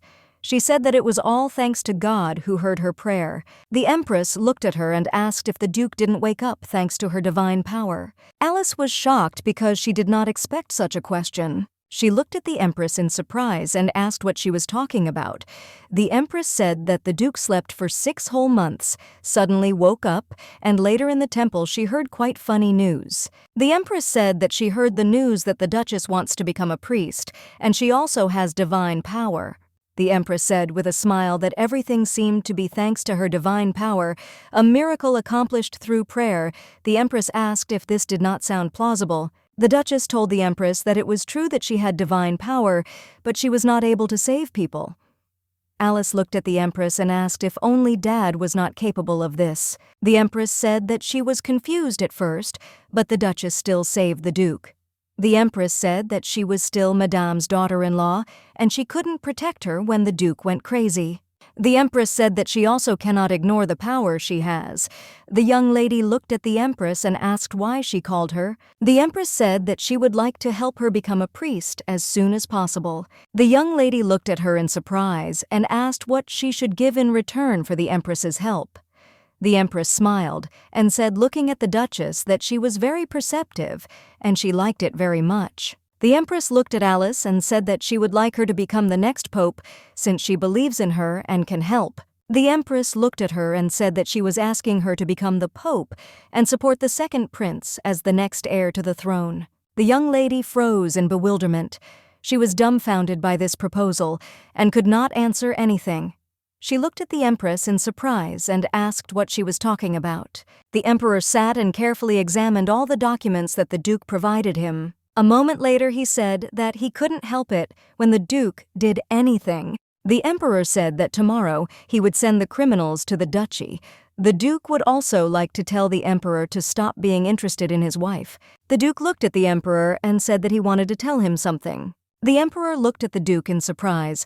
The Emperor looked at the Duke and asked if he didn't say it was a cure. The Emperor said he hoped he took good care of it. The Duke looked at the Emperor in surprise and wondered if he was not interested in Alice. The Duke, walking along the corridor, thought about everything. He wondered who the person was who was so interested in his wife, since it was not the Emperor. The butler ran up to the Duke and called him in a hurry.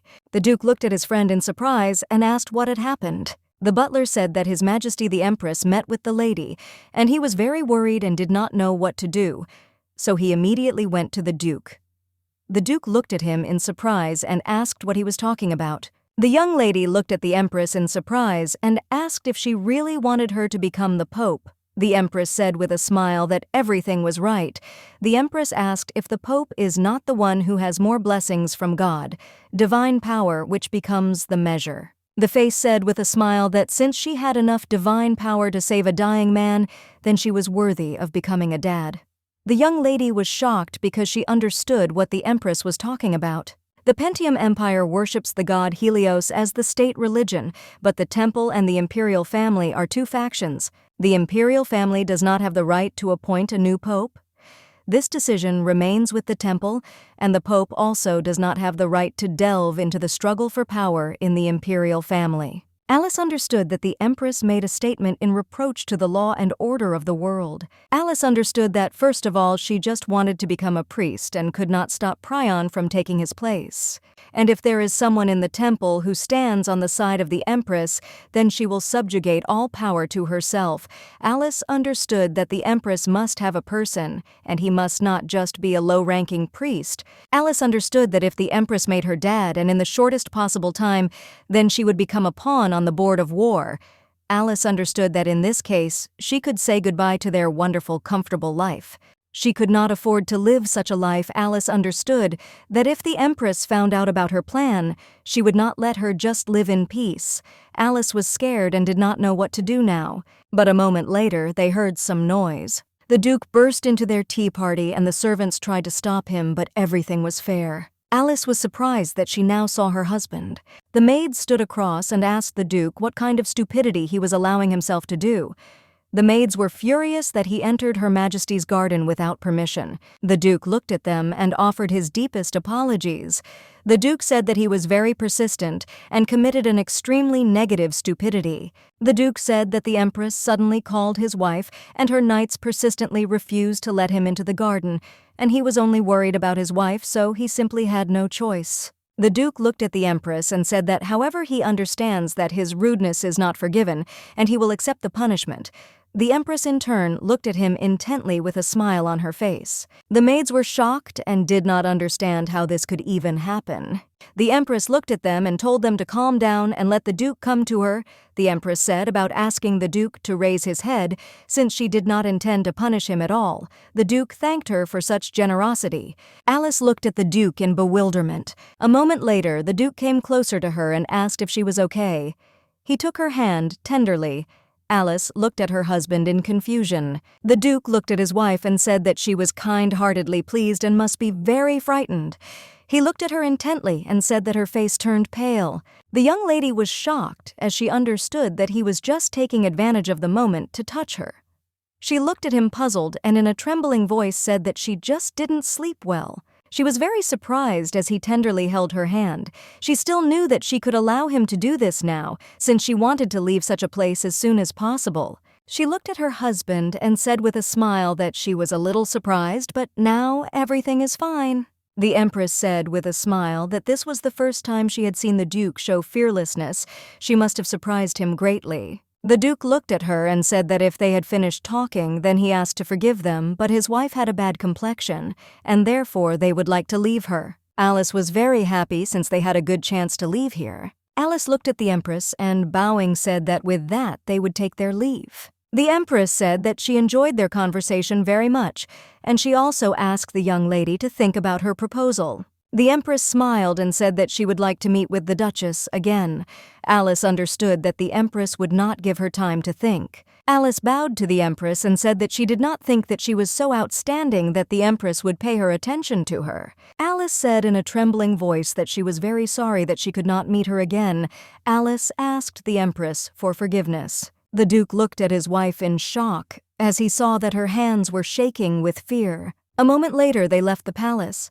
Alice sighed heavily as she was glad that they had left such a place, and she was alive. The Duke looked at his wife and asked what exactly the Empress had told her. The Duke said that her face was paler than pale, and he could not say that nothing had happened. The young lady looked at her husband in surprise as she noticed that he was worried about her, but still she could not say what she and the Empress were talking about, since the Empress told her to become a pope and support the second prince. Alice knew that there was not a single witness that the Empress had made such a statement because of which she could lose her head. In the image of the Empress, no one would listen to her, and she would be trapped. The young lady looked at her husband and asked if he would listen to her. The Duke looked at her and said that he would certainly listen to everything she had to say. Alice looked at him and asked if he could send her to a separate corner far from the capital. The Duke looked at his wife in surprise and dumbfounded.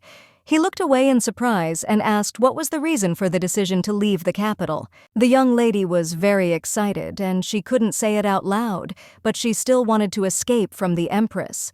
She looked at him puzzled, but said that she wanted to rest a little. She asked him to finish the conversation later. The Duke agreed. They slowly walked towards the exit. The young lady looked at the butler in surprise. She understood that if the Duke and the butler together meant the butler, he told the Duke where she was. She thanked the butler for his concern with a smile. The Duke looked at her and offered her his hand with a smile. He said that he would like to return home as soon as possible. She looked at him in surprise, since she was the one who wanted with every fiber of her soul to escape from home, and today the desire became even stronger. She looked at him with a smile and said that they were returning home. Alice looked at the Duke and said that she would rise first. The Duke looked at her with a smile and told her to go and rest. Alice was puzzled because she understood that the Empress would contact her again anyway. Alice understood that she needed to rest and think everything over. The Duke was puzzled. He did not understand what the Empress wanted to do. The Duke understood that a stupid emperor cannot be behind everything, which means the person whom Cassis called master is the Empress herself. The Duke understood that he needed to find out as much as possible about the Empress, but still, he wondered why about him. My wife was so scared. He understood that her family lived outside the capital since Alice did not make her debut into the world. No one knows her existence except the Imperial family, even when she was angry with Madame. She expressed all her emotions. He wondered what exactly they told her, which is why she was so scared. The Duke wanted to ask her everything immediately, but he was afraid that if he took the wrong step, she would get scared and run away. Even if it concerned Alice, he was very careful. The Duke looked at his friend and said that he needed to find out more about the Empress.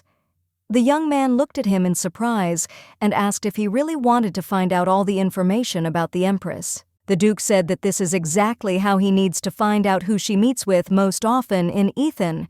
The Duke said that he needs to find out all the information about her. The young man looked at the gentleman and said that he understood everything. Alice lay down in bed and sighed heavily. She thought she fell asleep while she was resting. She looked out the window and noticed that it was almost dawn. She knew she couldn't just sit around doing nothing.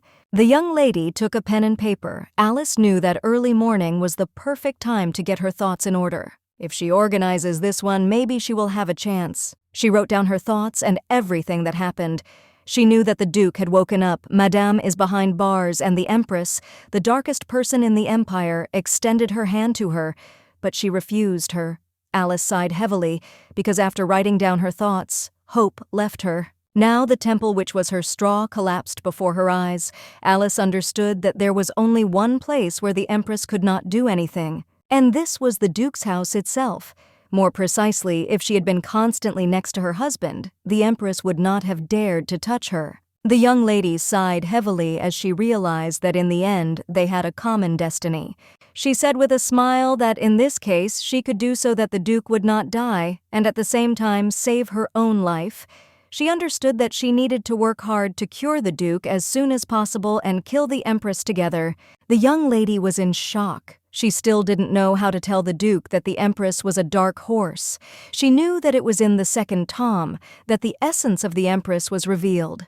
In the original story, when the third prince and Sienna returned from their hard work and defeating the monsters, the Empress became worried and tried to kill the third prince. At the time of the Empress's order, Cassis was on a campaign with everyone and could have killed the prince without leaving a trace, but everyone learned that the Empress was the key figure in all the villains. Alice knew that this was still very far away among the atrocities of the Empress, the closest death of Lady Rosetta. During the Imperial hunt, an accident occurred, as a result of which the Viscountess would die. But then the court will find out that this is the work of the Empress herself. In the original story, the main characters were not present during the Imperial hunt. All this was mentioned in the newspapers that Madame Killian read. Alice knew that this time, if the Duke took part and witnessed the crime, then they would have a card in their hands against the Empress. She thought that since she had dealt with all the difficulties she had hope. A moment later she heard some noise. She looked at the lamp and thought that the energy had run out. But suddenly she heard a distinct noise. The young lady sat down on the ground as she was very scared. She saw that someone was now standing on the terrace and noticed a knife in the man's hands. She wondered if this was the assassin sent by the Empress to finish her off now. The young lady was shocked, since they had only met today. She wondered if she was aiming to kill her. Alice cried deep in her heart in such pain. She didn't know if she could defeat him alone, but she still knew that as soon as he stuck the knife into the bed, she would immediately run away. A moment later, the killer stuck a knife into the bed and she ran as fast as she could. The mercenary was shocked that he lost her. The young lady was shocked as she did not have time to reach the door. Alice was scared because she noticed that there was a second mercenary behind the door. The man looked at her with rage and asked where she was going. The man said that she shouldn't resist and it was all useless, so she just had to die slowly. The young lady was very scared and worried. She didn't know what to do. Alice screamed with rage and asked for help. The man ran after her and shouted at her to shut her mouth. A moment later, he struck her. She screamed because she was very scared, but fortunately for her, he missed. The young lady was very frightened and did not know what to do. Suddenly she looked and saw a vase on the table. Alice grabbed everything she could get her hands on and threw it at him. She screamed at him not to come near since she had no intention of dying now. The mercenary was shocked. He looked at the young lady and told her to stop. He was furious because she couldn't even die quietly. Unexpectedly for him, Alice furiously threw a vase of flowers at him. The young lady was very frightened. She turned around and saw that there was nothing else on the table and she could not defend herself in any way. The man sighed heavily. He looked at her with fury and said that she would not live after what she had done. Alice was shocked as she realized that she had only managed to anger him. She told herself to think and not give up, since she understood that she just needed to hold out until the guards arrived. A moment later, she remembered that she had divine power and could attack with it. She prayed to God to lend her some of his strength so that she could protect herself. She directed all her power at the man. He was in shock and did not understand that this was happening now since the light blinded his eyes. The man looked at her in surprise and said that his wound had healed. The young lady was shocked, as this was not what she expected. She was shocked and thought to herself that if she did die, then he would not live. She thought that this god was simply useless. He looked at her son with contempt and said that she would die quietly like a fool who cured her own enemy. The young lady looked at him in surprise, and dumbfounded, she was scared because she didn't know what to do. She understood that he would kill her now, but a moment later they heard some kind of roar. Turning around, they saw the Duke. The Duke looked at the man with fury and asked how he dared say such a thing. He was furious that the men managed to get into the mansion. The man was shocked because he did not expect to see the Duke himself. The young lady looked at the Duke in fear. A moment later, she pushed the killer and ran up to her husband with the speed of lightning. The Duke looked at his wife and asked if she was okay. The young lady said that everything was fine. But a moment later, they heard a roar, and looking out the window, saw an explosion. The young people were shocked because they did not expect this. The servants ran towards the explosion with the speed of lightning. They shouted that there were thieves in the mansion and the mansion was on fire. The young lady was shocked because she did not expect that thieves would break into the mansion. She knew that they were murderers. Alice knew that everything was planned in order to disguise it as an accident in time for the thieves to enter. She hid behind her husband. The young lady was shocked as she saw that there were too many killers in the room. The Duke looked at them with contempt and said that the group of rats was quite large. The Duke looked at his wife and told her to close her eyes for a while. The young lady looked at her husband in surprise, but still agreed.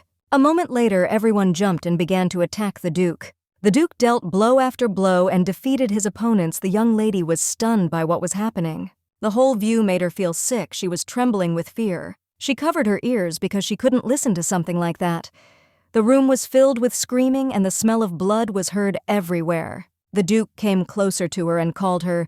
He asked if she was injured. Alice looked at her husband, puzzled and frightened, and said that she was fine.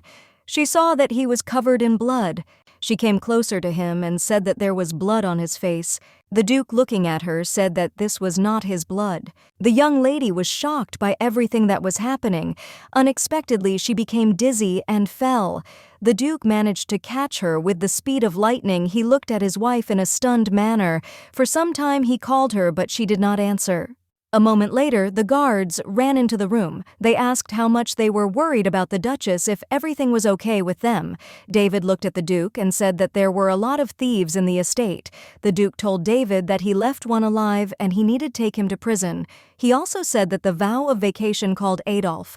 Adolf looked at the young lady and said that this was a herbal tea that would help her calm down and get back to normal. The young lady did not say anything as she was shaking with fear. It was the first time she saw so much blood and many bodies. This time she understood that this world was different from the one where she lived before. She wondered where the Duke was now and whether he had suffered.